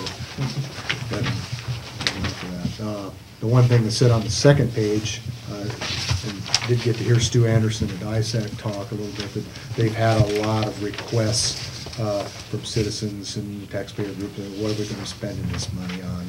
Even though we're not required to do it, they're certainly suggesting that we do make note of that, like you guys were talking. And Specify where the money's going. Specify where the money's going. It sounds like they are going to ask us at the end of the year, well, where'd you spend your money? So they can do a report to those that are inquiring, even though that it's not a requirement on our part. Okay. But that shouldn't be a big issue. I absolutely agree with that. I think we owe it to the citizens to tell them where the money went. I agree. On the same note, did you get, is there another, I got another email from ISAC, something about changing some formulas or some meeting on, I was going to forward that to you. Is that a CERC Act thing or not? It could have been, I'm not Yeah. sure. I glanced at it and I didn't get it. It came, I kind of almost skipped over it. Yeah. I don't know of, any. When I forwarded it to big you. change, okay. Make sure, I want to make sure you were aware of it, because it sounded like something you'd have to be involved in. I got some prices from the Lakeview Concrete or Hancock Concrete on the costs of what the precast boxes are, the costs for the material. So I redid my engineer's estimate.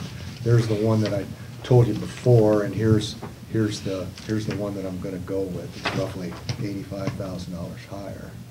But what did you do wrong there? Living in the past. I went to a pre-con at Jefferson the other day for the box culvert that's going to be on 141. Somebody asked me about that. I don't know if it was you. They're going to put a twin 12x12 underneath that bridge on Dedham Creek on 141. They're going to build that underneath there. But I was talking to the prime contractor on that. So they're not going to close the road, they're just going to build it underneath? Build it underneath. Like they did over east? They're going to have one lane open and use the signals. So I think, yeah, I was out of the loop on that totally. This is the earlier engineer's estimate. Oh. Here's after he's got some precast pricing. So I've got some actual figures to work with now as far as what the material will cost. Ago. Hopefully a better estimate based on that. That was based on those four, was there boxes? Yes. Two of those were on Highway 30, or Old Highway 30.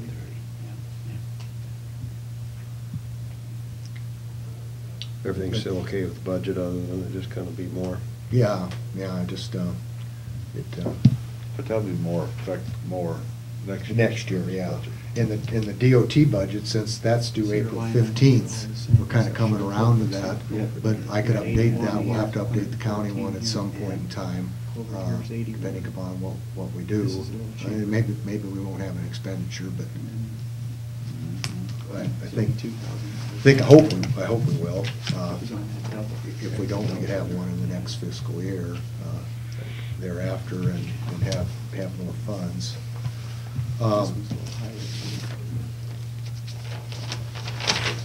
Back on the more road discussion, we did kind of a pretty brief road tour. We didn't really get around. If there would be any thought on your part, Crawford County talked about the county line very possibly doing that. I called Paul this morning, but it's Monday for him too, and I think he had to get up and see the board. And we didn't have a chance to visit about that, but I think he's going to discuss possibly doing that with the board too, to see if there'd be an interest in doing that. You know, and just rough balling that in, that could be roughly $1 million or $1,050,000 to do that. And there's a 4-mile stretch south of Litterdale it's pretty old. I think it was '87 when we last did that. It's got quite a few years on it. That would be another one that could get pushed ahead. With the cost for the Litterdale one. Did I write it? 563? 560. Or 560. 560, I think, yeah. And Ralston, I'm thinking Ralston could be 240 maybe by the time we get it widened out. And down at Roselle, 40. I didn't work on that a long time, but I think that'll catch that pretty good. That million on that county line, is that our share or? That we'd have half of that. Half that. Some thousand. I looked at the bids, and we're kind of in the $65,000 to $70,000 per inch mile range with the bids, depending upon on where they're at. And I'm not sure if Paul has got an asphalter over there or not, if he's got Henningsen over there or not, that county line job. We might be able to bring, if he's got an asphalter and we got one, we could probably look at the two. For those other ones, I think we could use our bids and use the transportation difference, the mileage difference, and get a good bid there. But if we're gonna do something, we'll need to be talking about it fairly soon from a materials standpoint, so they could have the materials made. But then again, you know, it doesn't have to be right today either. Probably that county line is our top priority. Need to hear back from Paul first, don't we? Yeah. Make sure it is a go over there. See what we think then, and then whether we'd want to do any other ones, or maybe do a small one, do Roselle, or maybe do Roselle and Ralston, and forget about the Litterdale one. Litterdale is showing distress, but it's not over the edge yet. It could be let go. We're probably 2 miles or 2 years out from doing a farm to market, having another big global asphalt project. Does that county line road also qualify for farm to market funding, which is portion of this? It does, yeah. It would help us if it was a farm to market, I think, because now the money is split up on the 10 cents. Yeah. Actually, you know, we're getting more locally than we are on our farm to market. We're getting more money in our local account than our farm to market. So some of this local money is going to have to be taken over towards the farm to market roads. And if we do this, we couldn't do any more than 2 inches because we wouldn't be having a letting. And under 2 would be maintenance, just like we did on that Litterdale road. So we'd be using their unit prices for everything and adjusting just for haul. So we would have a good bid to back it up. Right. So, and yeah, and if you want me to look other directions, you know, for structures or some other type of work, we can look that way too, because I'm sure over the years we're going to have a combination of this work. This asphalt work would be pretty shovel ready given our current circumstances. And you know, they're fairly easy to develop to do something like that. So over what period of time are you thinking about that? Just this year? I mean, this map here? Yep. Well, what you had just said. The county line and we'll probably have enough of a balance to where we could do all that locally, but that would drain us pretty hard to, you know, to spend $500,000 here and $500,000 on Litterdale Road and maybe another $300,000 on that. That'd be $1.3 million, and we could do that. I think we'll have a balance of, if we don't spend anything, around $2.7 million if we don't expend any of these new funds. So that would pull our balance down in the 1.4 range, something like that. I don't think I'd want to do that, really. Yeah. If we did the county line, I think we'd probably forsake Litterdale. And I'm really kind of torn on that Ralston one a little bit. And, you know, it's got kind of low traffic. I was gonna say, what's traffic count on that off the top of your head? 100 to 150, though, you know, we do see more trucks coming on it. We have fixed other roads that have that. We haven't let them go back to gravel yet. And I don't, doesn't appear that we're in the going back to gravel stage right now. And at some point, we're gonna have to do something there. Either upgrade or take it backwards, because it'll become a real maintenance headache. Yeah. So I'm gonna have to get in gear by April 15th. We're gonna have to, you know, get the 5-year plan done. And if these are maintenance, they really won't even show up on the 5-year plan. They won't show up on the map, you know, unless we make them construction. But they will show up on as affecting the bottom line on the budget. Is rehab anything under 2 inches Anything considered under maintenance? 2 inches is considered maintenance, yeah. And are we limiting ourselves, are we limited solely to hard surface roads with these funds? I mean. No. So, I mean, this is all that we've looked at. I mean, do you or does the board have any wishes to invest elsewhere, you know, into secondary roads, into? And I think over the years. More line, more, you know. Well, I'm not thinking about it too much for a granular or material like that, but if there would be, I could see using this bridge for bridges, even though they may be in a gravel road. Yeah. I just want to direct it to what we think is most critical, Yeah. because that's what it's supposed to be, so. I agree. We should look at the pavements and any culverts or bridges we may think of, and whatever is most critical is where that money should go. And that's why I asked the But- question. But since a portion of it is in farm to market, if we could put it on farm to market, it could keep it all together a little better, I think. Yeah, that's the one, I guess our most critical, if you look at traffic count and everything else, would be your farm to market system. Yeah. Because that's where your highest traffics are gonna be. And to come out of the thing, I suppose you'd wanna do something that's maybe got more traffic, like that county line road, rather than spending it in some place that doesn't have a lot of traffic but Well, that one's got a lot of traffic up there. it does, County yeah. Line Road. Yeah, it's. Oh, it is, it's a busy road. I think Yeah. it's a pretty good shot for it, and Mhm. it's at that point, it's showing some distress, but it carries a lot of heavy traffic, and would be a pretty good place for it if they're. So are you willing. wanting to know today, or are you gonna wait and see what Crawford does? I think I'd like to wait for Crawford, you know, I just kinda wanted to lay things out and see how you guys were thinking, but pretty soon, we're gonna have to come up with something. There is money to do the whole thing if we dip into our reserves, and then we could probably lay back a year or two and let our reserves build back up, and say, well, we did this, we spent our reserves. Now, if you said this one is not really over the line yet, That would be the one for sure that, you know, and that one. I kinda think we have. Particularly this stretch here, I have an issue. Yeah, that's what I was gonna Yeah. say. There's gotta be more traffic here on this one than there is on this one. Yeah, from what I saw, it was like 100 and 150, I think, were the two traffic counts on it.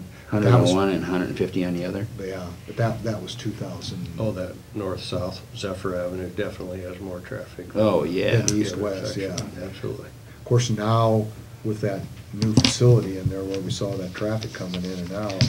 Yeah, you did mention that. And you could see where it was dragging white rock out on the road, or the evidence of the But traffic. on their property, they have White Rockets working for them. Uh-huh.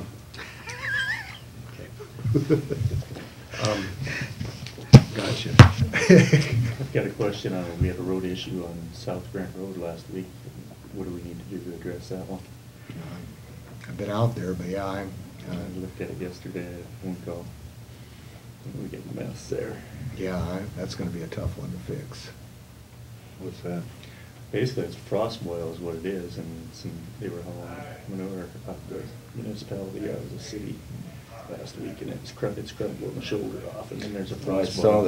saw them Oh, this is on the pulling, pavement. pulling the tanks. Breaking the shoulder off, just like they did on the airport a little bit time. Discussed it with the city, and they're well aware of it now, but it went too far, and, Where's that at? The worst part of it is just South of south of McFarland. McFarland, there's a frost boil as you go up that hill by Bob Yeah, Simon's yeah. there. Oh, really? Yeah, it's a dip in there and it's a mess. just wrecked the edge of the road. Mhm. It's, you can see it's frost boil, you see the way it. Yeah, I would prefer that they didn't use those type of implements to do that, but what are you gonna do? Mhm. Yeah, we've got it going on with the granular roads kind of all over, but it's Yeah. not near the damage that we.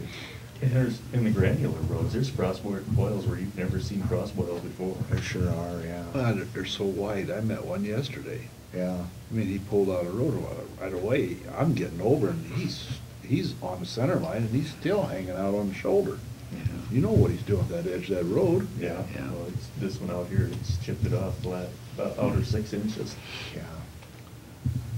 Dave and I, this is several years ago, looked at some research they did on some roads in Minnesota where they were driving those implements over, and it is amazing how much damage one of those big implements can do compared to a regular car, truck, or even a semi. Just Yeah. crazy. You were talking about doing everything and dipping into the reserve, just had mentioned that. I prefer not to do that, and I just recall not too many years ago, east of Litterdale, we had quite an issue there where we had to fix something on short order. And it's good to not dip in the reserve in case something like that, it could be a bridge or something, so you'd be financially set for something unexpected maybe.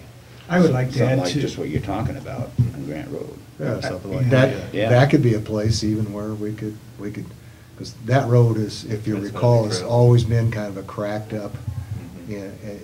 it's always had a soft subgrade, that road has, and it's kind of reflecting through, but, yeah, I'm sorry. No, don't be. I would just like to urge too that, perhaps proceed with caution this first and second year with this new money. Mhm. I think there's some general speculation out there that it's really going to adversely affect the competitiveness of bids. And I wouldn't want to be too terribly aggressive at high prices. I visited with our city engineer about that, and it already has affected the prices he maintains.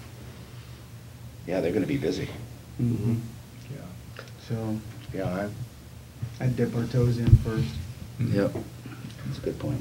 I'm good with going slow. I wouldn't want to have a real insignificant project, on like a 30-car-a-day road to spend $500,000. You wouldn't want to do that No. either. And for the other end, they'd probably draw criticism. You have enough direction to visit with Paul today from us on that county line road, I think, Yeah. though, don't you? Yeah. Okay. I frankly feel that's our best candidate at this point. Okay. Unrelated thing, Aller Concrete, what was that cost per ton for that? I see we had 100. 5 1/4. 5 1/4 ton. Yeah, Is that at all the locations? that's at every location. Okay, yeah. so if I take the 122,000 we spent, and divide that out, how many tons we have, right? 27,000 tons. I figured Yeah, that below out. there. Okay. Yeah, there was 12 in the big pile, and then we got 4 something or another from the city. I think there was 3 down at the shop, 4,000 down at Arcadia. So, yeah, we really got some good stuff this time. Thanks to our pals at the city, they, Should be about 23,000 ton then. Two questions, Dave. I see they did on Olympic, they bladed or rolled that gravel back in. Mhm. And I've got some comments on that. They plan on blading that yet? Because they got tons of trash laying on top. And same situation, somebody was driving down back on those implements again. Uh-huh. He was out there and said it was terrible. I don't know if you've been down there.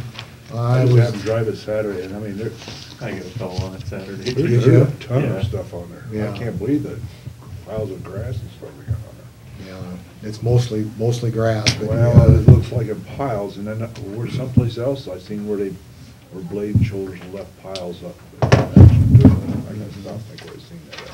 Yeah. So I would follow up on it or check that out. Okay. Roselle. Hear anything on that yet? No.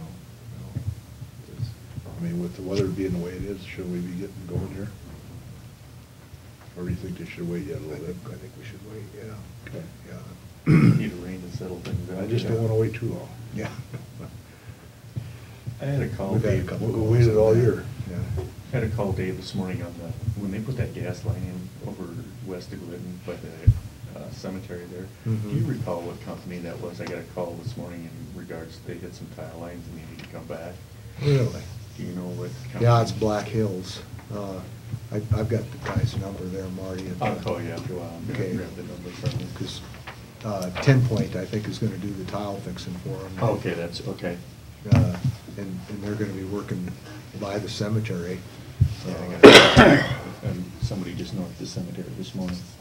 North of the cemetery in the next mile, or? In the first mile. In the first mile? Yeah. Yeah. I'll talk to you about it after, and I'll get that contact from Okay, you. because I think they're supposed to be working out there. Okay. I'll get a hold of you on that after the meeting. Okay. I had a call Friday on Kitty Hawk, Uh-huh.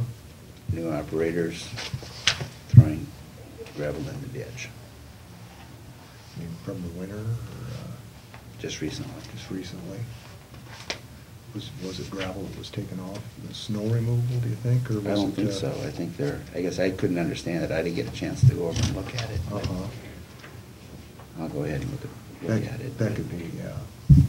Get hold of me or Al. Yeah. Maybe we can figure out what's going on. What's going on there? Anything else? Trade dash. That's enough for Monday. Kind of slink down here a little bit, make myself inconspicuous. Thanks, Dave. Thanks, Dave. Have a good week, Dave. You guys too, thank you. Phones are You starting. act like you got beat up. Yeah, that's all right. Okay, next item is ambulance bids, Patrick. Hi, Pat. Mine's pretty simple. Patiently Pat. waiting. How's everybody doing today? Good. Well, you got all new ones or what? No, this is, Mark informed me that it didn't give you the email on that arrow. They actually give us a $10,000 discount on that. Apparently I didn't give that to you guys. I've got this. Okay. And then the second one's an Osage out of Florida. The problem I was having finding The Osage then, so. the problem I was having finding second bids is nobody has boxes. You have to have your own box. And we don't have any boxes. The only other company I found is an Osage, and it's kind of, take what they have or not.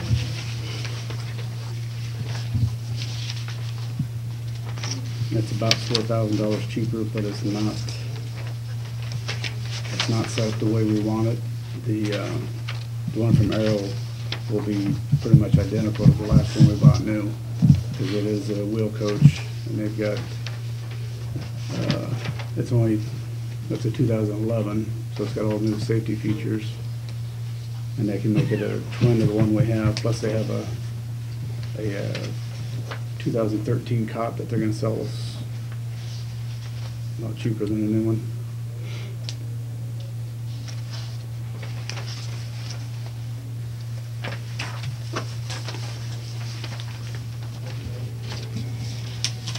This arrow bid's on good till the end of this month.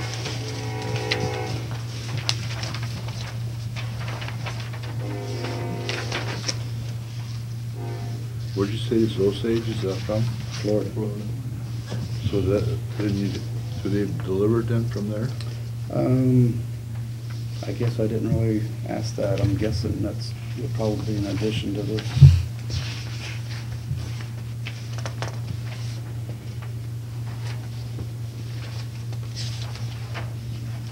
What'd they do, just kind of verbally quote you? Yes. 110, 800? So you don't even know what you're gonna get? Well, it's an Osage, and he said he'd send me the specs. you know. It's like a I said, remount, though. It's a remount. This one from Arrow would be a twin to the last one we bought, which is huge. Plus, we got a wheel coach dealer here in town for any warranty work. And Arrow's only 2 hours away for anything we need from them. 2 or 3. And we've done a lot of business with them. We know their quality.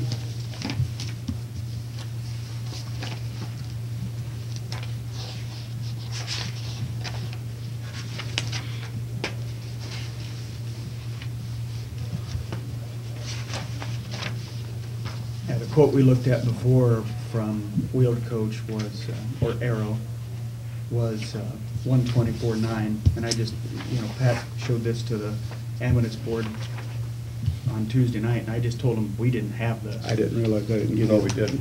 This We came did not separate have a as a- discount. I've got the same thing. Yeah, this came separate as an email, so I guess I forgot to add it in there. Well, I thought we hit. So this is one of the same right here. This is the same rig, but they just took 5,000 10,000 off here, 5,000 off here, so it's 114. Okay. 10,000 less. Okay. And we had asked him, you know, 2 weeks ago to get another quote on a remount, which he has. And you know, we found out that, you know, might be, you know, an option that might be slightly less, but we don't have the answers in terms of, this is delivered, I assume. Yes. Price delivered, and then, of course, we have some experience with this outfit, plus local service, as opposed to the one that comes out of Florida. And we kind of have a choice of the refurbished boxes at Arrow. And apparently no choice, we just kind of take what they have. yeah.